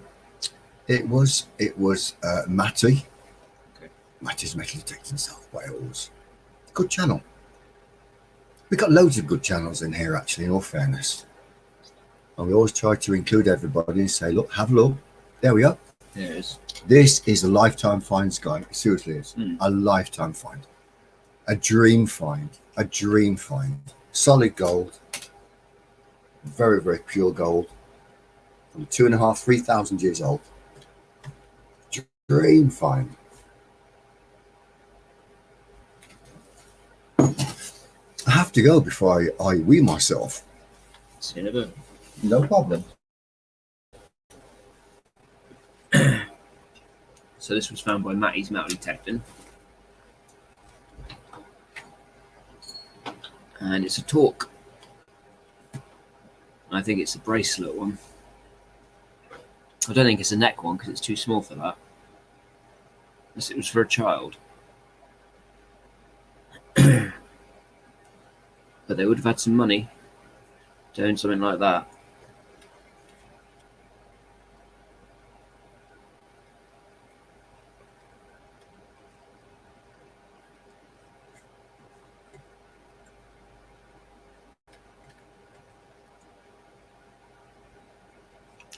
Look at it, it's all been bent, probably by the plough.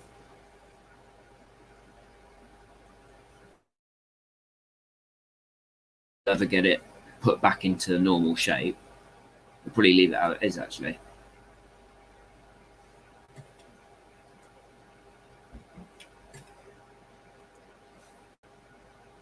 Look at that.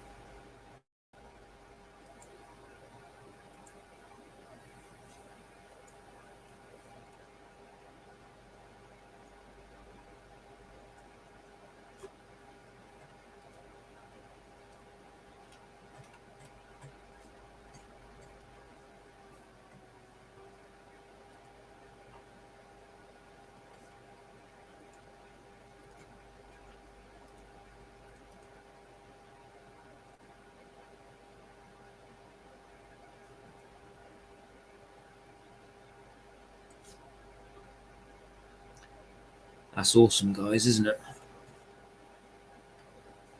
We can only dream of finding something like that. Awesome.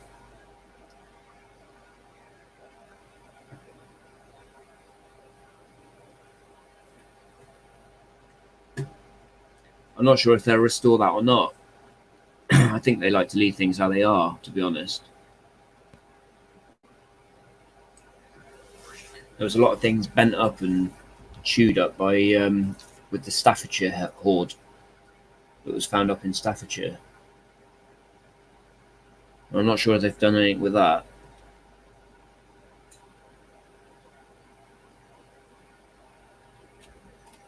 But yeah, you can see how small it is just by his thumb. This thumb nut. So it's quite small. So I'd probably say it was a child's, maybe a child's bracelet or a small person's bracelet. I think it's a bit small to be a neck torque. Just imagine the last person to hold that.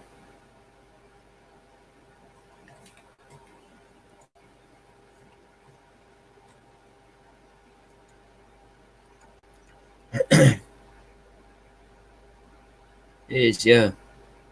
I'd be shaking like a leaf if I found something like that. Just think though, there's millions of these in the ground. You just got to walk over it and find it.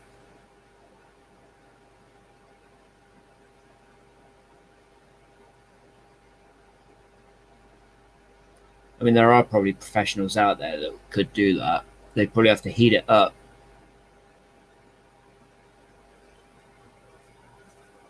to get it back into shape. I'd probably faint too, actually, to be honest with you, Mama. Just imagine just digging that hole, turning the soil over, and just seeing it there for the first time. Seeing light for the first time in 3,000 years. Wow. That's definitely treasure.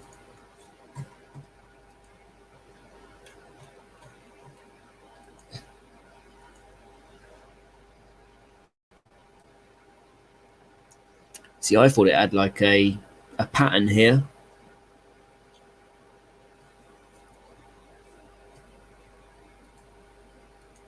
But it might just be the bits of mud on it or scratches, I'm not sure. But to me, it looks like there's some sort of a pattern. Might be wrong.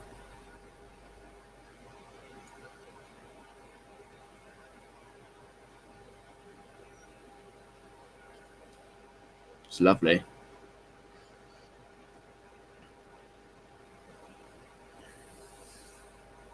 It looks like he's got a button here, a military button or something. This is either a lead seal or a bag seal of some kind. Don't know whether this is a Roman coin here. But we're not interested in that. We're looking at this, aren't we? Look at it. Look how thick that is. Solid gold. I wonder how heavy it was.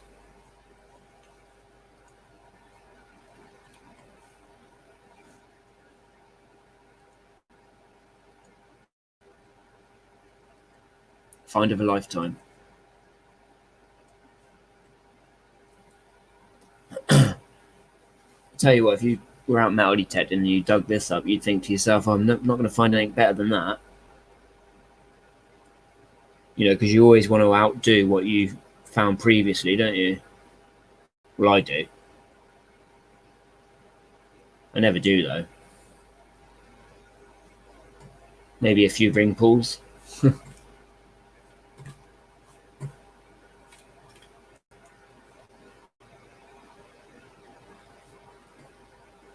Yeah, I'm surprised it didn't snap, to be honest with you. Gold is quite hard, but that's quite good quality gold, though. It's probably high carat, so it's probably quite soft. So, I mean, it probably bent really easily, I'd imagine.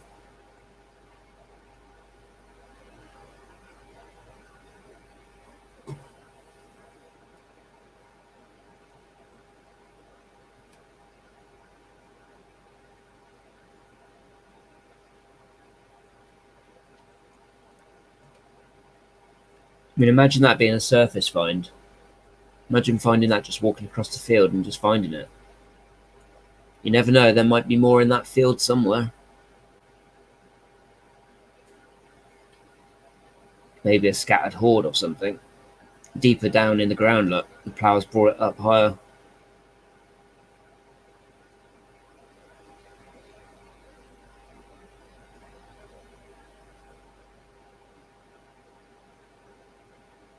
I think Adrian's outside. I think he went to the toilet and then he's gone outside for a little bit.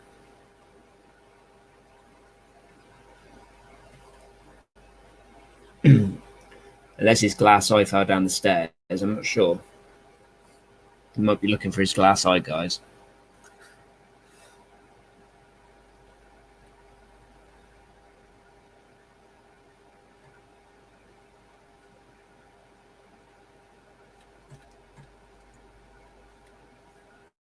So yeah, that was Matty's metal detecting channel that found that. Awesome. But unfortunately, he didn't film it digging it up, I don't think. I might be wrong with that.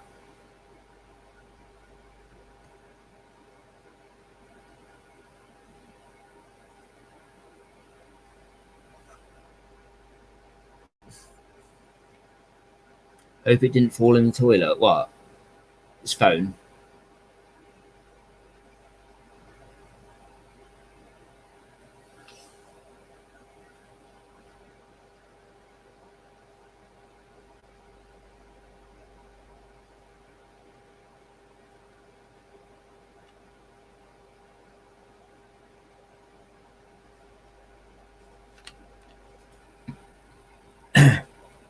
Oh, his glass eye. It could have done, actually. Hope he didn't flush the chain. That's probably why he's gone outside. Catch it down the drain.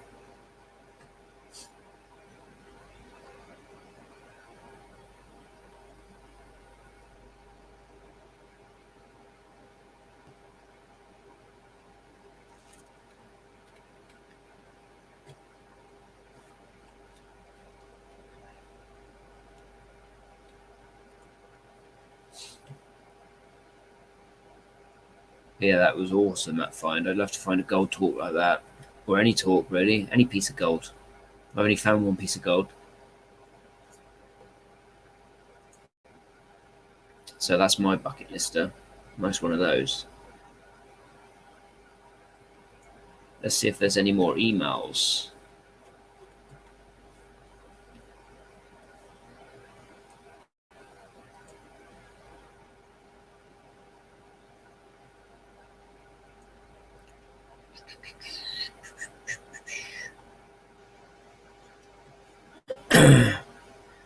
Yep. Ozark Lady Cooks, Mary. She sent something for Adrian. For Adrian, me singing. Oh, okay, we'll play it later. We won't play it on here. Terry Reid. Dog is found today.